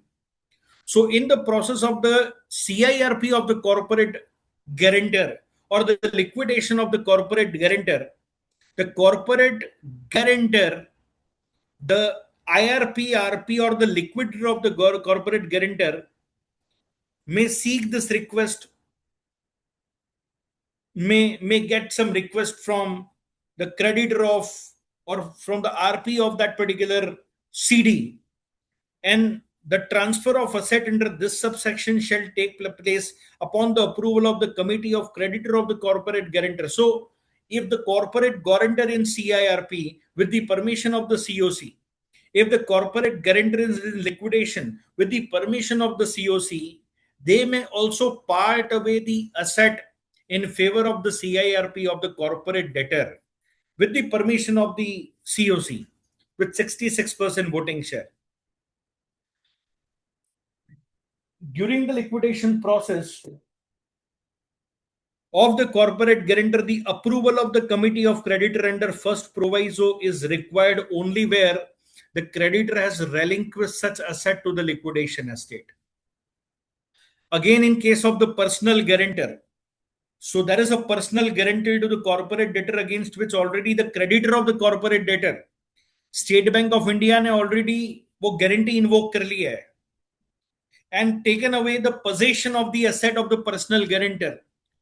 So, in that case, the creditor may transfer the asset to, to form that asset as a part of the CIRP with the permission of the COC. Where the personal guarantor is undergoing the insolvency resolution process or bankruptcy process, the creditor has forfeited and surrendered his right in relation to an asset. The transfer of such asset under this section shall take place upon approval by a majority of more than three-fourths in value of the creditor of the personal guarantor, an amount received pursuant to the transfer shall form a part of insolvency resolution process or bankruptcy process of the personal guarantor. This is relevant. And if I just look at the regulation, the resulting impact is in the regulation. And fortunately, the regulation is also 28A.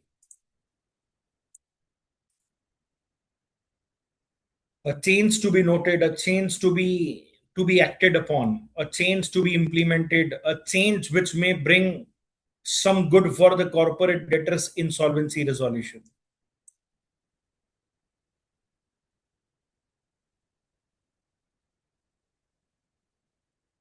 As far as the transfer of assets of guarantor taken into possession, and as I said, this was bound to happen. You cannot expect and you cannot anticipate insolvency resolution if some of the asset is in dispute, if some of the asset is of not of the corporate debtor.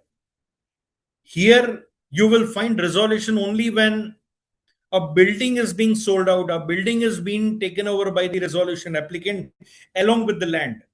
But what in case if the land is not the ownership of the corporate debtor because it is a property of the personal guarantor? Many a times we have seen in the real estate project the land belongs to entity A and the project development is the responsibility of entity 2. In that circumstances, to bring out a resolution of any of the entity, the possibilities are high that the developer or the builder who took over the responsibility or an obligation of the construction goes into CIRP. But unless the corporate guarantor, for example, in case if the landowner has extended a corporate guarantee, then it is advisable if the entire asset shall form a part of the CIRP, and this is with an aim to resolve the group insolvency or with an aim to resolve the issues related to the personal guarantee and the, you can say, the insolvency resolution of the corporate debtor. Transfer of asset of the guarantor taken into possession. 28A, this is regulation notified with effect from 2nd of June. In accordance with section 28A, where a creditor of the CD has, where the creditor of the corporate debtor has, prior to or during the CIRP, corporate debtor की CIRP के दौरान या उससे पहले, either during the process of CIRP or before that, if the creditor of the CD took over the possession of any asset of the personal guarantor or the corporate guarantor of CD, the RP may place the proposal. RP a proposal place कर सकता है उस creditor को that you please relinquish that asset as a part of the insolvency resolution process and efforts of the CD. RP may place a proposal for permitting transfer of such asset as a part of the insolvency resolution before the committee, because it is subject to the approval of the committee, wherein that creditor is going to part away or will relinquish that asset of the PG or the CG as a part of the insolvency resolution of CD. The proposal placed before the committee shall contain a detailed description of the asset of the PG or CG. Estimated realizable value of the asset as determined by the RV. But you will find there is no provision with regards to appointment of registered valuer in personal guarantee cases.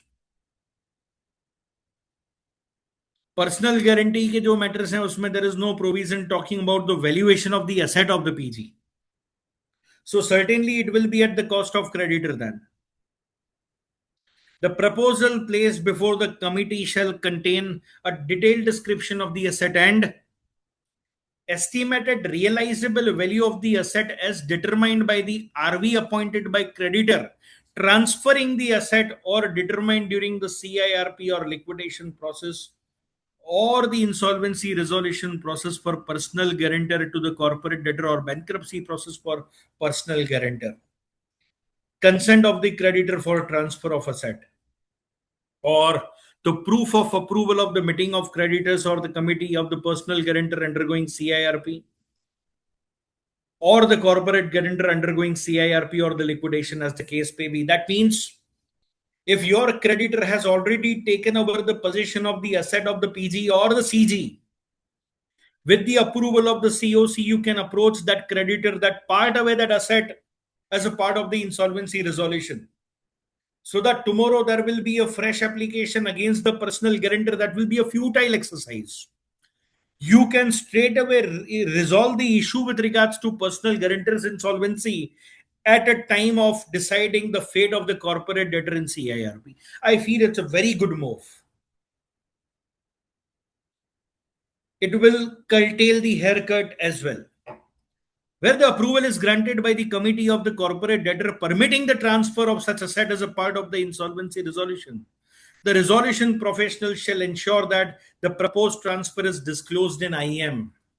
So when you will be preparing information memorandum, you need to be very specific with regards to the asset of the corporate debtor, asset of the personal guarantor, and asset of the corporate guarantor. Ensure that the proposed transfer is disclosed in IM. Specify the particular of the transfer in the request for resolution plan in RFRP as well. Ensure that the terms of resolution plan provide for treatment of the proceeds in a manner as provided in 28A3. While considering a resolution plan, the committee shall take into account the value of the asset of the guarantor and the treatment provided in clause C of subregulation 3 above for adequately safeguarding the interest of all the stakeholders, including creditors. And now this is talking about the same thing but for a corporate guarantor. So if the company which has extended guarantee on behalf of the corporate debtor, the same thing will apply. One thing, a corporate debtor is in CIRP. Parallelly, a corporate guarantor is in CIRP. So where a corporate debtor is in CIRP, where the corporate debtor is a corporate guarantor under the CIRP, the resolution professional of the corporate debtor which has given the corporate guarantee shall coordinate with the RP of the CD to whom the guarantee has been given regarding transfer of the asset in the CIRP of the CD to whom the guarantee is given. This is nothing but just to resolve the insolvency of both CD as well as the PG, CD as well as the CG. For the purpose of 28A, the resolution professional shall obtain the approval from the committee of creditor which has given a corporate guarantee for transfer of the asset in the corporate insolvency resolution process of CD. And where the approval is granted by the committee of corporate debtor as corporate guarantor permitting the transfer, the resolution professional of such corporate debtor shall ensure that proposed transfer is appropriately disclosed in the IM. Significant change, a very significant change as far as this amendment 2026 is concerned. Here I'm expecting, in case if you have something to ask with regards to section 28A, we can certainly have a deliberation upon.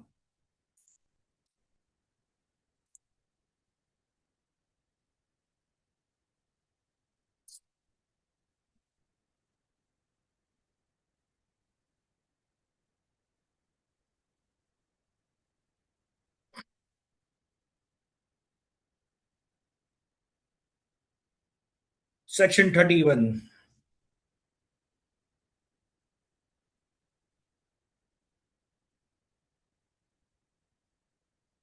As far as section 31 is concerned,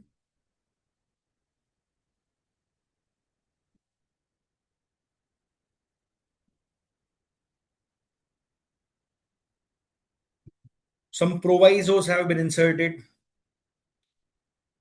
where the adjudicating authority may, on an application made by RP with approval of the COC by a vote of not less than 66% voting share in such form and manner and subject to such condition as may be prescribed. Now there will be a stage-wise approval. One is with regards to implementation of the plan, other one is with regards to distribution. This is again going to be a significant change Where the adjudicating authority, I said, provided further that the adjudicating authority may, on an application made by RP, with the approval of the committee of creditor by a vote of not less than 66% voting share, in such form and manner and subject to such condition as may be specified. First, approve the implementation of the plan, and thereafter approve the manner of distribution provided therein within a period of 30 days from the date of approval of implementation of such plan. This is very significant. So now the resolution plan will be approved in this two phase. When an application will be made by an RP with the approval of the COC with a vote of not less than 66% voting share, the resolution professional will be moving an application to the adjudicating authority, but he shall move this first application for implementation of the plan. After the approval of the adjudicating authority qua implementation of the plan, thereafter the adjudicating authority shall approve the manner of distribution provided therein. That is within 30 days from the date of approval of the implementation. In subsection 2, following proviso shall be inserted, namely, adjudicating authority before rejecting the plan. Earlier, what used to happen, upon rejection, the liquidation used to trigger. Immediately upon rejection, it is the liquidation which used to trigger. Now they will be putting the rejections. They will give notice to the COC to rectify the defect in the plan.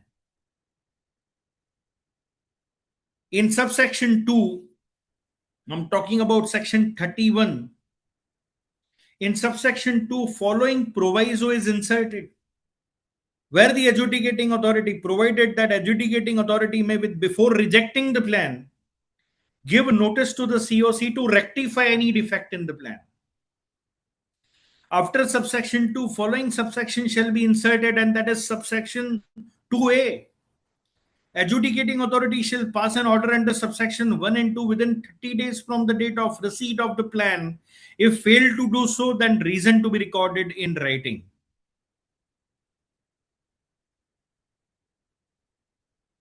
And subsection 5 is added. It was very much clear by the judicial orders of the NCLT and NCLAT, but otherwise now it is forming a part of the code, notwithstanding anything contained in any other law for the time being in force, and subject to subsection 6, where a plan has been approved under 1, a license, permit, registration, quota, concessions, clearance, and similar grant or right given by government, be it central, state, or local authority, sectoral regulator, or other authority, under any other law for the time in force associated with the plan, shall not be suspended, terminated during the subsistence of remaining period of such grant or rights, if the CD, or if applicable, the person whose plan is approved, comply with the obligation in respect of remaining period. Very relevant move, because there was multiple dispute which were akin to these issues.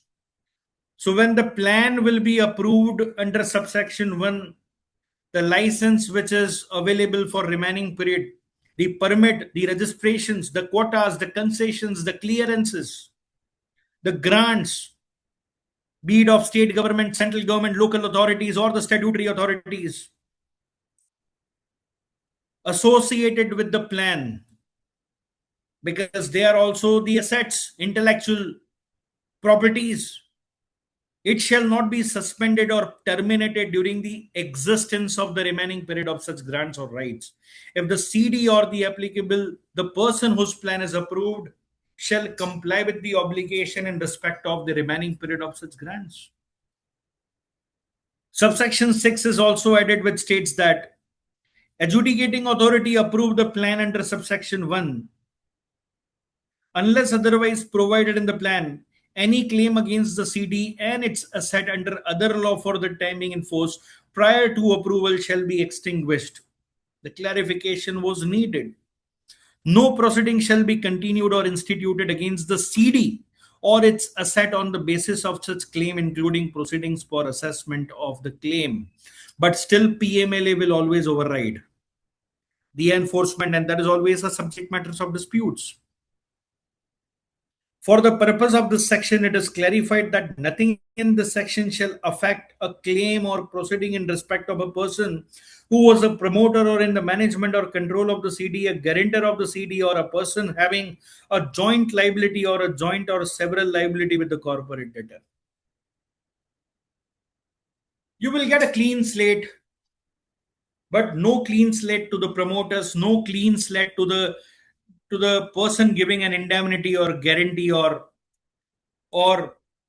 those who have jointly confirmed to comply with certain obligation. For the purpose of this section, it is clarified that if a person has a joint liability or a joint or several liability with the corporate debtor for payment of debt owed to a creditor before the approval of plan, and such person makes a payment of such debt after the approval of the plan, then any right of such person to be indemnified by the corporate debtor shall be extinguished. It is clarified that the provision of subsection 5 and 6 shall deem to apply to the resolution plan that is approved under subsection 1 on and from the date of commencement of this code, except for the matter that has been attained finality.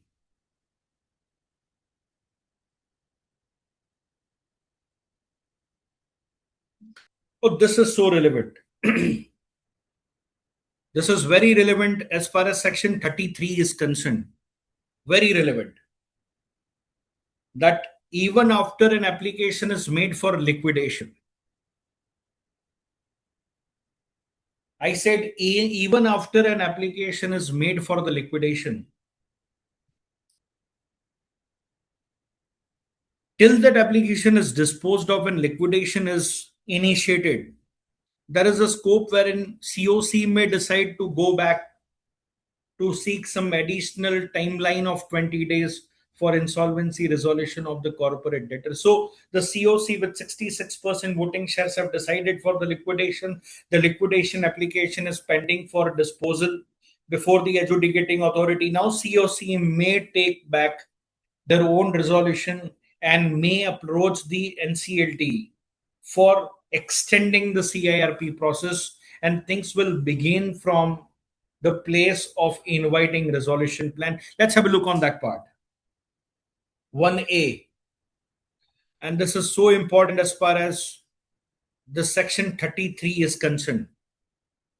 Notwithstanding anything contained in subsection 1, where the adjudicating authority is satisfied that the ground mentioned in clause A or clause B of subsection 1 of this section exist.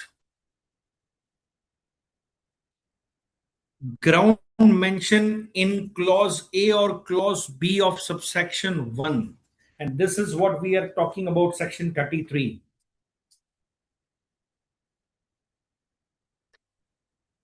Section 33, subsection 1, clause A, which talks about where the adjudicating authority, before the expiry of the insolvency resolution process period or the maximum period permitted for completion of CIRP, under section 12 as the case may be, does not receive a plan under subsection 6 of 30, or if the adjudicating authority reject the plan under 31 for non-compliance of the requirement of the specified therein, then it shall pass an order requiring CD to be liquidated in a manner as let down in this chapter.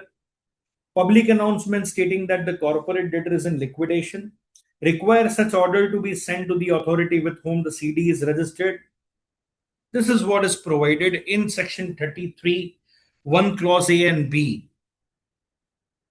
Where the adjudicating authority is satisfied that the ground mentioned in clause A or clause B of subsection 1 of this section exist, it shall, before passing a liquidation order, consider an application made by COC in such manner and subject to condition as may be specified by not less than 66% voting share for restoration of the CIRP, and after considering such application, it may by an order adjudicating authority.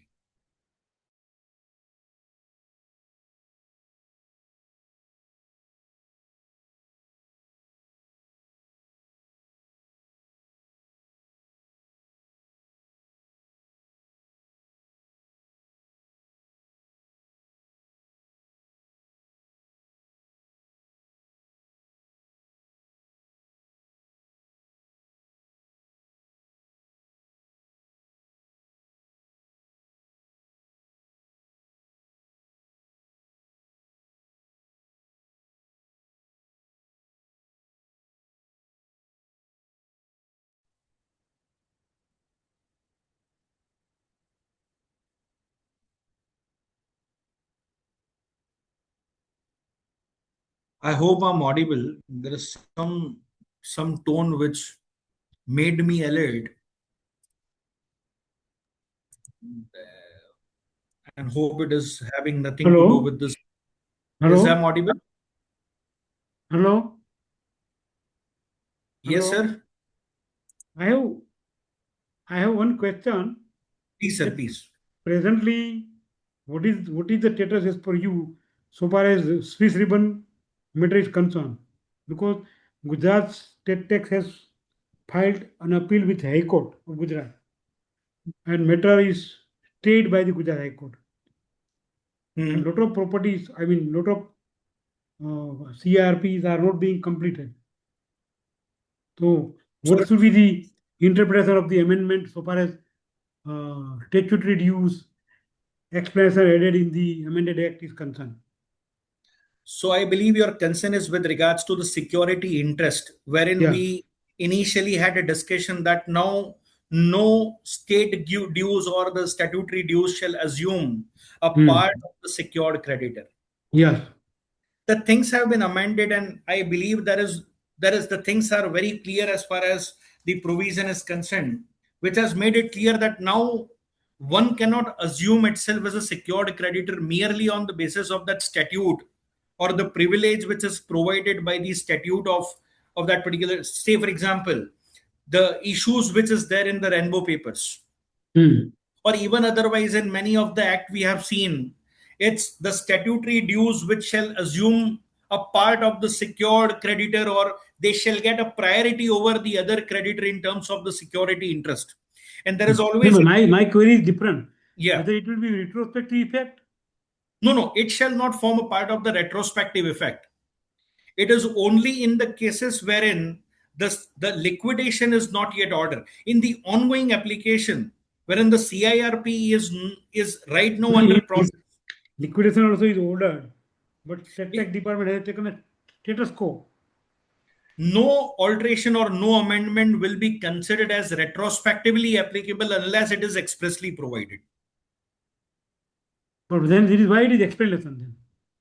Me Because explain. what This is according to what the my explain. me, because they have Correct. provided explanation means it should be with retrospective effect. I do not know, but this is my interpretation. If there's Otherwise, they going would to have be a said no, no, correct. So this because is so again many open for matters are pending with the NCLAT, Supreme Court, High Court, etc. as far as Even its this matter is pending in Supreme Court also. and that is the only thing right now it is. Otherwise, there will be a big clash between the right of the secured financial creditor or the other secured creditor in whose favor the charge is expressly created versus the government dues. Hmm. RP I may am not talking be government is only government. Tech correct. department practically telling that we have already created a charge. Charge is there today also. So now if the act says they will not have right, As they are far as this secure financial explanation, creditor or yes. secure creditor. So in water for mechanism, till whether they will be eligible for the secure Upper creditor. hierarchy. So my view as far as in this particular thing is concerned, Hmm. with the effect or from the date when it has been enacted, it is very clearly stated by the statute, by rule book itself, that Hmm. one shall be considered secured only subject to any kind of agreement or any such kind of arrangement between a debtor and creditor, but not just by the way of operation of law one can assume the charge of they being a secured Then creditor. that I agreed, but that is from the date of implementation of the Amendment Act. I am Correct. talking about pending matters with the High Court, NCLAT, and Supreme Court. In that case, it is always subject to the outcome of the court proceedings. See, what is your that is I'm telling you. What is your interpretation that this should be with retrospective effect? As far as the explanation is concerned, as you very well said, the purpose of putting this explanation is to clarify what was there in the statute itself. So That that means what that means that it will nullify the judgment of the Swiss ribbon. all the things which has been, yes, yes, So in then Income it is Tax Act, going when to I read Income Tax Act, whenever they came out with the explanation, all pending dispute with the various court gets resolved with the implementation of the what you call is the explanation. Otherwise, they should have Correct. amended the act. Why resolution? Why amend this? They should have Absolutely. said in the act itself that they will not be at par with the secure creditor. And this is what they have not stated. They have made it by the way of an explanation. They No, have, yes, this is my interpretation. Anybody else, I don't know. I'll appreciate in case if some other views can be put Hmm. forth. Second thing is, suppose 180 days is over. The creditor has not relinquished the security. I have handed over the security to the creditor. Okay. And he is unable to dispose of in 180 days. Now, as per the Amendment Act, I have to file dissolution application also. Correct. So now, whether the security will, asset will come back to liquidator because 180 days is past, Is over. original section is not amended. Correct. So what will be the situation in such cases? See, as far as the relinquishment of the asset is concerned, whether Hmm. I'm going to take away and will dispose of the asset by my own, or whether I shall relinquish it as a part of the liquidation estate. Now, Hmm. suppose that person has not relinquished it, and Hmm. the liquidator fails to get it sold through its own process by the way of private sale or by the way of public auction within the given. Not liquidator. I am talking secured creditor is unable to sell in 180 days. No, no, but No, he has not relinquished security in favor of liquidator. He has taken possession and he is supposed to dispose of this security within this asset within 180 days. But he could not dispose of this asset within 180 days in spite of 4 or 5 or 6 e-auction. Now, if the assets come back to liquidator, obviously there will be an extension of liquidation. The Amendment Act says it will not be. I have to go for dissolution. So, what should be the status on this?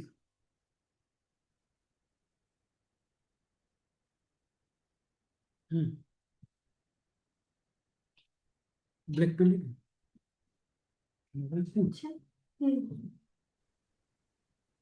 Hello. I think it was disconnected. Hmm. So the new time frame which is provided that within 14 days from the liquidation commencement date, he need to communicate to the liquidator what he intends to. Whether he will relinquish the asset to the liquidator. In absence of any communication, it shall form a part of the liquidation estate. Hmm. It is the duty of the part of the on the part of the liquidator to dispose of the asset, not of the secured creditor once relinquished. Yes. This is provided in section 52, which states that a secured creditor intend to realize the security interest under Yeah. subsection B shall inform the liquidator of the security interest and identify the asset subject to such security interest to be Hmm. realized within a period of Hmm. 15 days from the liquidation commencement date. But when he Hmm. fails to do so, security interest shall deem to be relinquished to the liquidation estate. So, as far मैं as वही it's बोलता हूँ uh, here, which means after disposal shall 180 form days an it should come back. obligation of the After liquidator 180 days, it should come back to liquidator. immediately on 14th day itself if he failed to communicate. नहीं, I have given back to the creditor. Creditor is unable to dispose of property within 180 days, as per the act. No, sir. You understand my point? If Sir, 180 section days 50, pass, he is, secured creditor is unable to sell the property through e-auction in spite of 4 or 5 attempts. That means security will come back to liquidator. liquidation estate, yes. Okay. So now liquidator has to dispose of this after due process, maybe valuation, e-auction, reserve price, COC or SCC manjuri or sub. Correct. In such case, how do I complete? How do I file my application for dissolution? It will not be dissolved until you dispose of the asset. With the asset undisposed, you cannot move a liquidation application, dissolution application Liquidation within the. नहीं, dissolution. Huh. Correct. I cannot So move a then dissolution. that dissolution period will have to be extended. Absolutely, sir. वो जो amendment में लिखा है clearly. Amendment time frame decide कर दिया है कि 180 डेज के अंदर it has to be concluded. But नहीं हुआ तो। Again, but on the contrary, if the asset is left undisposed, hmm its COC would like to allow liquidator to move a dissolution application where this money is going to be distributed if this asset is going to be disposed of tomorrow. but as a liquidator, I will have to file application for dissolution. Yes, If you see the for the sake particular, of extending I the am only going by dissolution. amendment of the act So regarding dissolution. there are multiple Even if amendments. 19.2 application is pending, it is written. Even if 19.2 application is pending, I can go for dissolution now. Absolutely. But then what Hmm. is a 19.2 goes infructuous if you are moving a dissolution application. Hmm. I don't 19.2 know. I don't know whether it will infectious or not. But because see what? on the one side I'm crying over the non cooperation from the management, but Hmm. I've reached to a stage of dissolution. Then which Hmm. sort of non cooperation is impacting your process? No, because That's why your first case is very relevant, wherein the that is, asset these is are the practical. This is what I'm telling you. Practically, practical जो difficulties, amendment sir. ये है, उसमें I don't know what rules. I don't know whether they will come out with rules or what. But Sir, this is going to happen because because there are now they are. so more. If today only I saw a board, all these liquidation are 21, 2021 going on today. उसमें 19 today कुछ liquid है, कुछ भी है. But here the law amendment is prescribed irrespective of 19 or other petition pending. वो I don't know क्या है.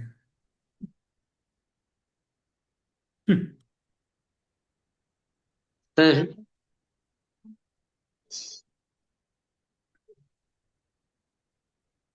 पहले दिन किसी को जो है किसी का करंट जो है नहीं अभी किसी को ना जाए ना वो चाल है hello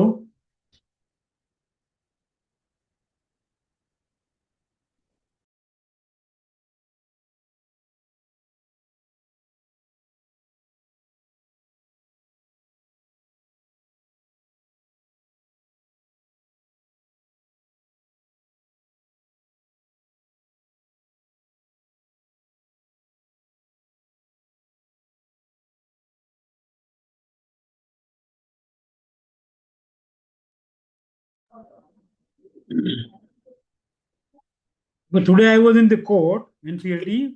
There they are very rigid about 14 days. This is No what I'm interview. talking. This is what my point is. We are talking about a stage of dissolution. We should think about the stage of section 8 or 9 or 7 because 14 days time frame. No, but court said you argue. They have not given date. Only benefit is now court will not give you a date. You have to argue within 14 days. Hello? Network problem. There is a network problem.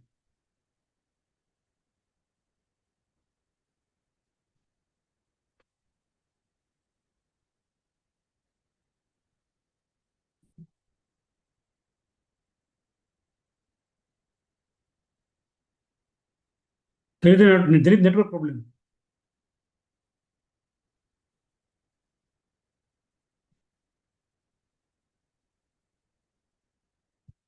Hmm?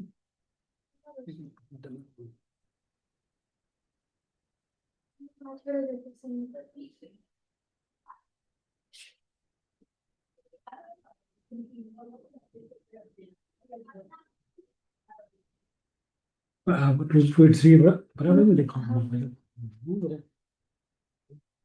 यदि बोलना अभी क्या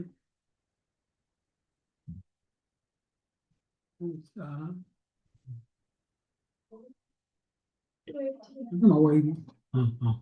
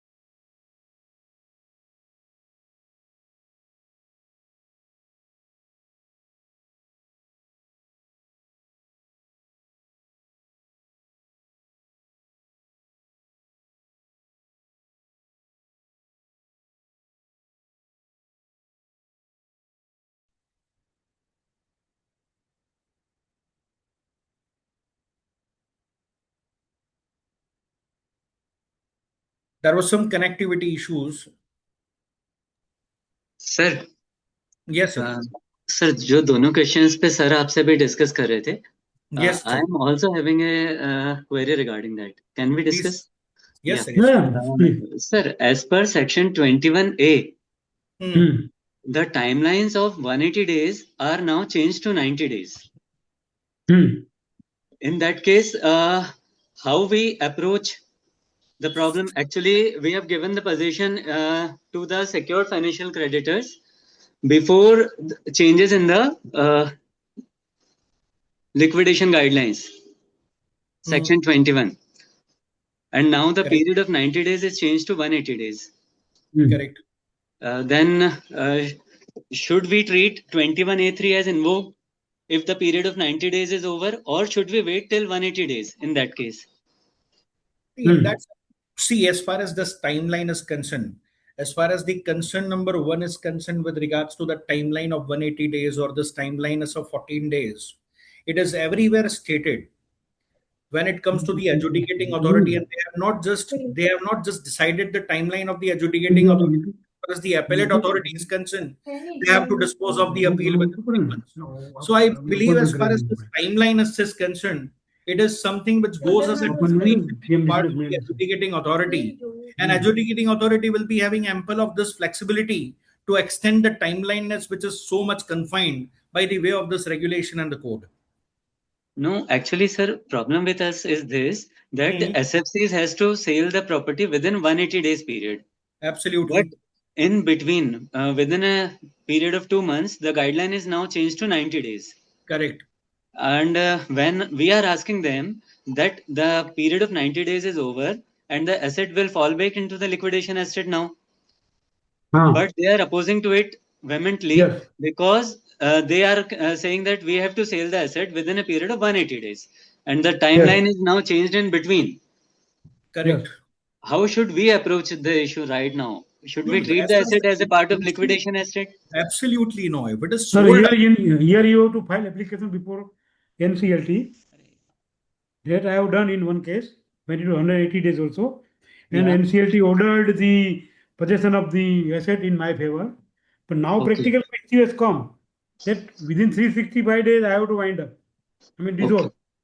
Okay. ये asset बिक नहीं रही है, Right. Right. and the bank is not willing to hand over possession back to me. That Yes, has been that one. said. Yeah. And in spite of 5 or 6 auctions, they are unable to sell. Okay. Okay. In our case, there is no auction yet. Now they tried. Okay.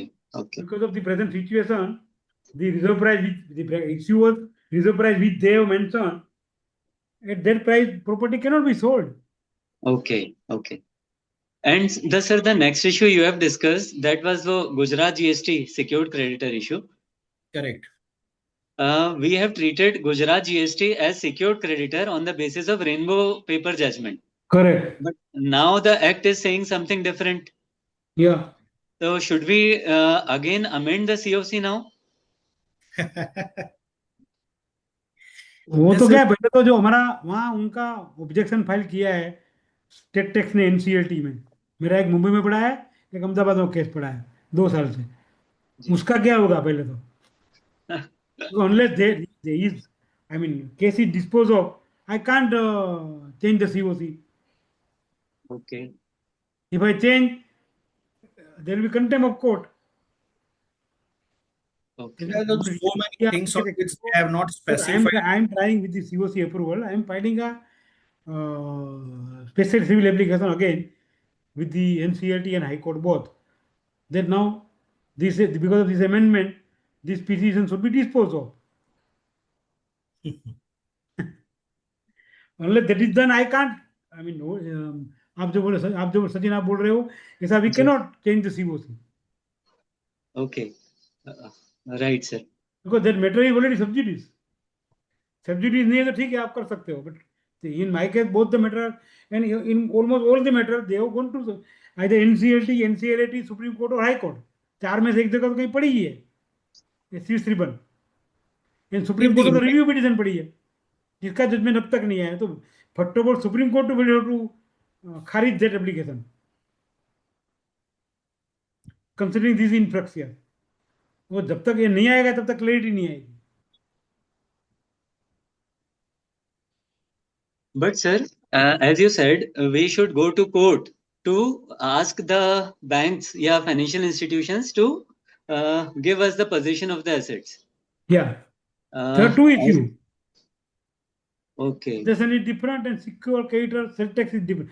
Cell tax is a secure creditor, as per Swiss ribbon. Yes. Now Swiss ribbon की तरीके they have filed application either in NCLT हमको secure गिनो, या तो appeal पड़ी है NCLT में हमको secure गिनाओ, आरपी को कहो, लिक्विडेटर को हमको सिक्योर गिने, या तो वो मैटर पड़ी है सुप्रीम कोर्ट में भी कई लोग गए हैं, बड़ी बड़ी कंपनियां, तो एनसीएलटी ने तो कर दिया उनको सिक्योर, तो बैंक गई है सुप्रीम कोर्ट में. और एक सेक्शन 21 आर्टिकल की एप्लीकेशन पड़ी है सेलटेक डिपार्टमेंट गवर्नमेंट ऑफ गुजरात की हाईकोर्ट में. हाईकोर्ट ने स्टेट दिया है मुझे एक जगह, including extension of time. High court ने ऑर्डर कर दिया है under article 21 we extend the time of liquidation. Okay. I have not to go to NCLT for extension. When NCLT asked me, I produce this judgment कि मुझे direction है status quo to be maintained and time is extended till this petition is disposed of.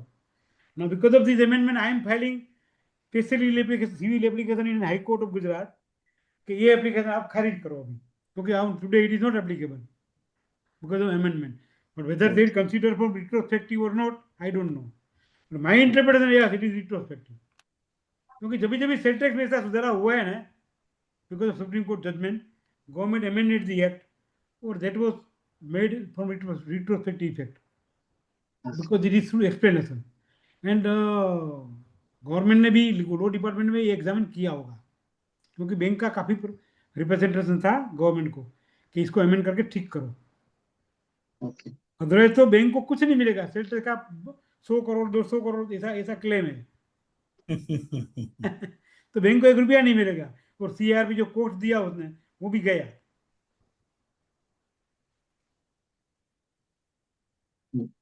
Vinit sir. So Yes, what sir. I have, my view is all RP or liquidator should file application before the Otherwise, there will be a huge fight between the High financial Court. creditor and the secured one. And if the intent would have been a retrospective, though the intent is retrospective only, and that is the only reason they have come out with an explanation rather than a proviso or a subsection. Correct. Otherwise, they would have put proviso from in. But then it is contrary to the Supreme Court own judgment of Rainbow then. Correct.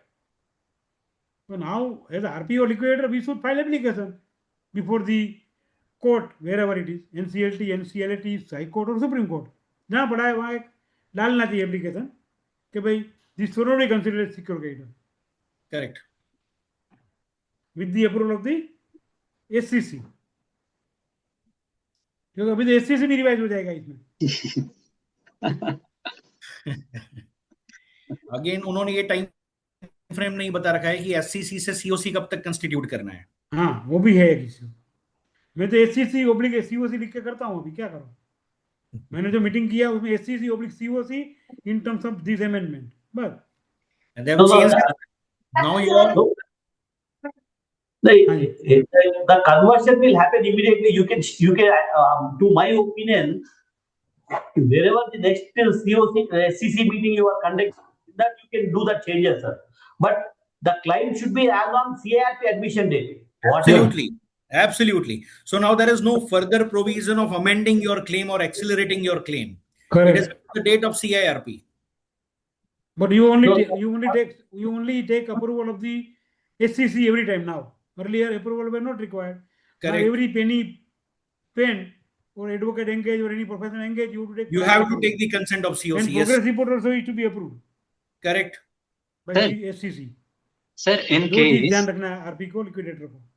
case a financial creditor has filed his claim at the time of CIRP commencement, but later its bank guarantees are invoked, then what will be the status?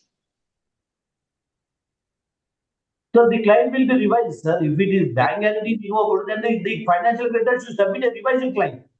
Okay. Actually, we are talking right now that we have to treat COC as a status as on the CIRP commencement date. No. It's not about the status. It is about the claim. So in case if later on the claim has been reduced, his proposed net voting right in the COC will be impacted. Correct. Okay. Okay. Okay. Okay. Sir, I have a small clarification. Sir, regarding this 31B, there is, if you see, there is amendment to 31B regulation, Okay.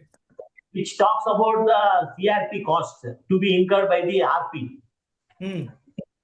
So उसमें वो बोल रहे हैं कि any expenses to be incurred only with the approval of COC they are asking about. Yes. They have used the word only. Only with approval of COC. And Yeah. this is what Godana sir has recently expressed. For every penny thing now you have to take the approval of the COC. No, but how it is possible, sir? Because there may be so many legal cases may be going on. We'll Correct. come to know, for example, if the promoter has filed an appeal before NCLAT, that we will come to know only when it is listed. Correct.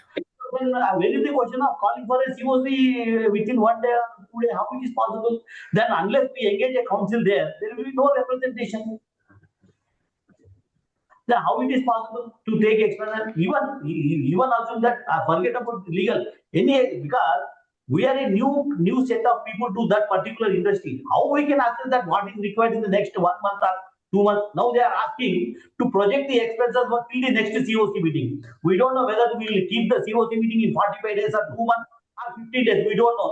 How we can project for the next till next COC meeting? At least they should have mentioned till next month or till next this one they should have done rather than making it the next COC meeting.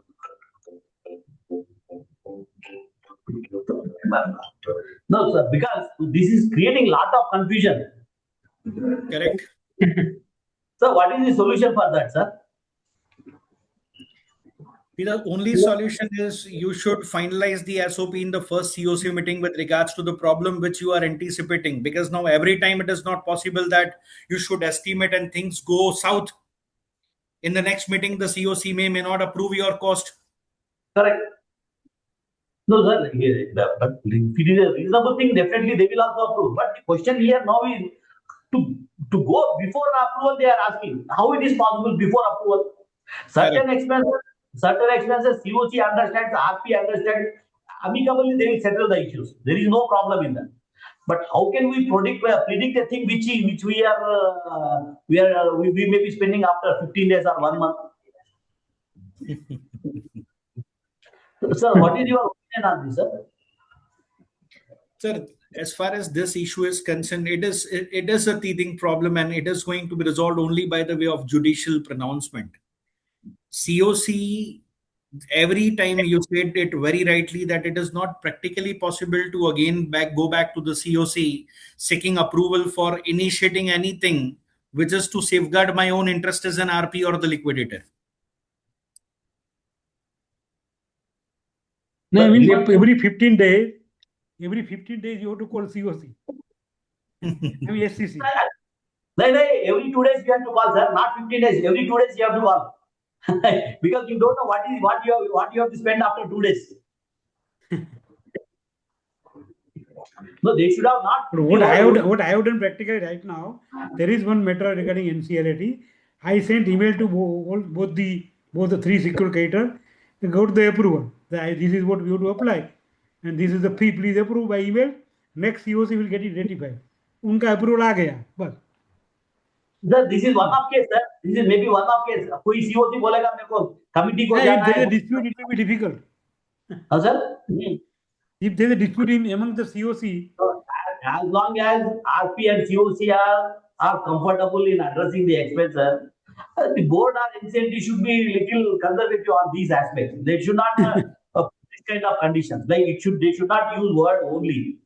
And again, they are asking to project the till the next meeting. What we don't know when we are going to keep the next meeting. If there is an emergency, we may call in 3 days. If there is no emergency, if the things are going and if there is a court stay, all these things, then normally we'll take sufficient time to call for the meetings.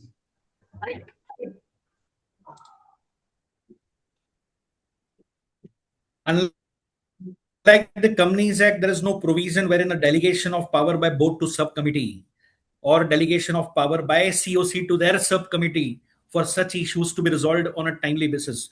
So let's see, this is the problem, and I believe the most practical solution which Godana Sahab has just suggested, just place it before the member of the COC by the way of an email, seek confirmation. If you are not getting confirmation, ultimately it is the choice of the COC and their wisdom will prevail.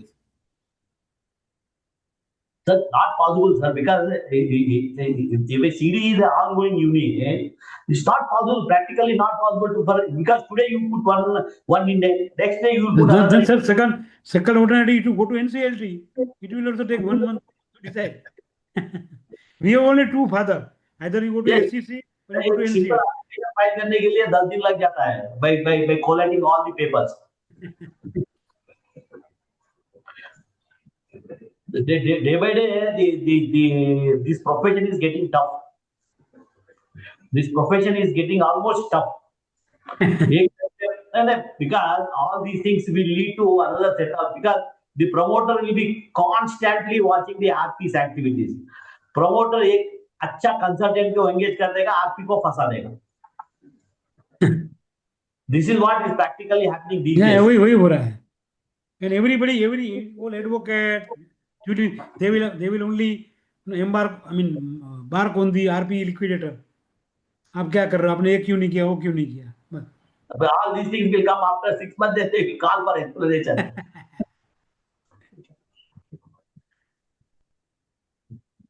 Anything else, Vinit? Sir, as such, there is so many things to discuss, but considering the time frame, Correct. yes, Anjali, we may conclude now. Very interesting session, sir. आपका और एक class लगेगा sir इस पे. Sir, this is never ending thing unless everything gets settled. जो पहला question का था secured interest का ही, that is still unresolved. So, but almost every alterations and every changes which they have proposed is quite difficult to comply, especially considering the timeliness within which things need to be taken care of. And I believe shortly this is going to be the lender's code, the banker's code.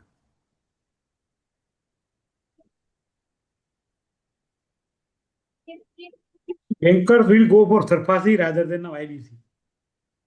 Yes, because it is a better recovery mechanism vis-a-vis IBC as of now. Absolutely. And withdrawal has become almost impossible. Withdrawal has become almost impossible. So operational creditor also will think twice to use this as a arm twisting for recovery. Absolutely. तो वो भी नहीं आएगा अभी. Section 10, Section 9 is now going to be very rare. Section 7, fresh applications are going to be, they will come up with double set of mind. Because I as a operational creditor, if I apply, and if I know after admission of the corporate debtor under IBC, he is not going to get anything. Correct. And 90% what? Bank will not agree. Correct. And the question is, if the COC with 90% will approve, what about the other creditor not forming a part of the COC? They will be placing another objection not to permit such withdrawal.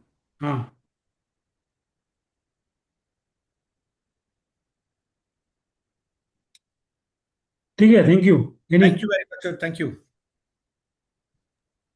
Thank you, sir. Anybody from ICSI? Anjali, are you there? ICSI for vote of thanks. Go ahead.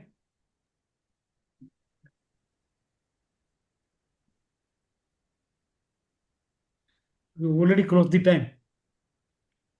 I'm grateful for the participations and the issues which you have come up with. This is never going this is never ending deliberation. I believe there may be many such programs when we will be having a fortunate to have you as a speaker and we will be as a listener. And I believe there may be, it's only the judgments which will come henceforth which will decide and which will clean the issues which we have discussed. But yes, quite difficult and practically quite difficult to bring an amicable way to justify the interest of the operational creditor or the statutory authorities as a secured creditor and the one who are on the other side, the bankers or the financial institutions. Thank you very much for this opportunity. Thank you. Thank you. Thank you.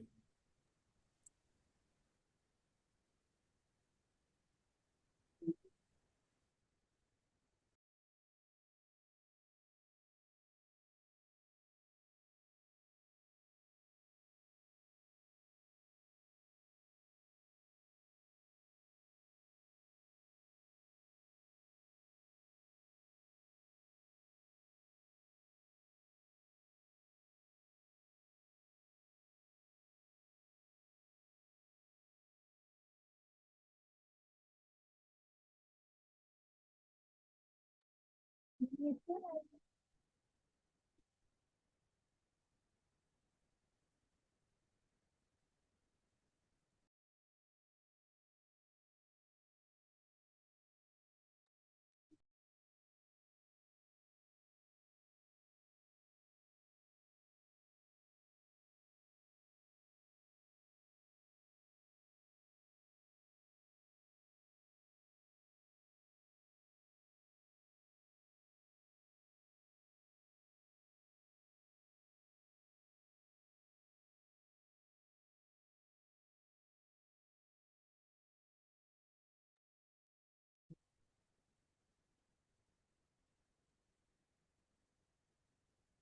you for the for delivering time and services for our topic. I will know care and future roadmap.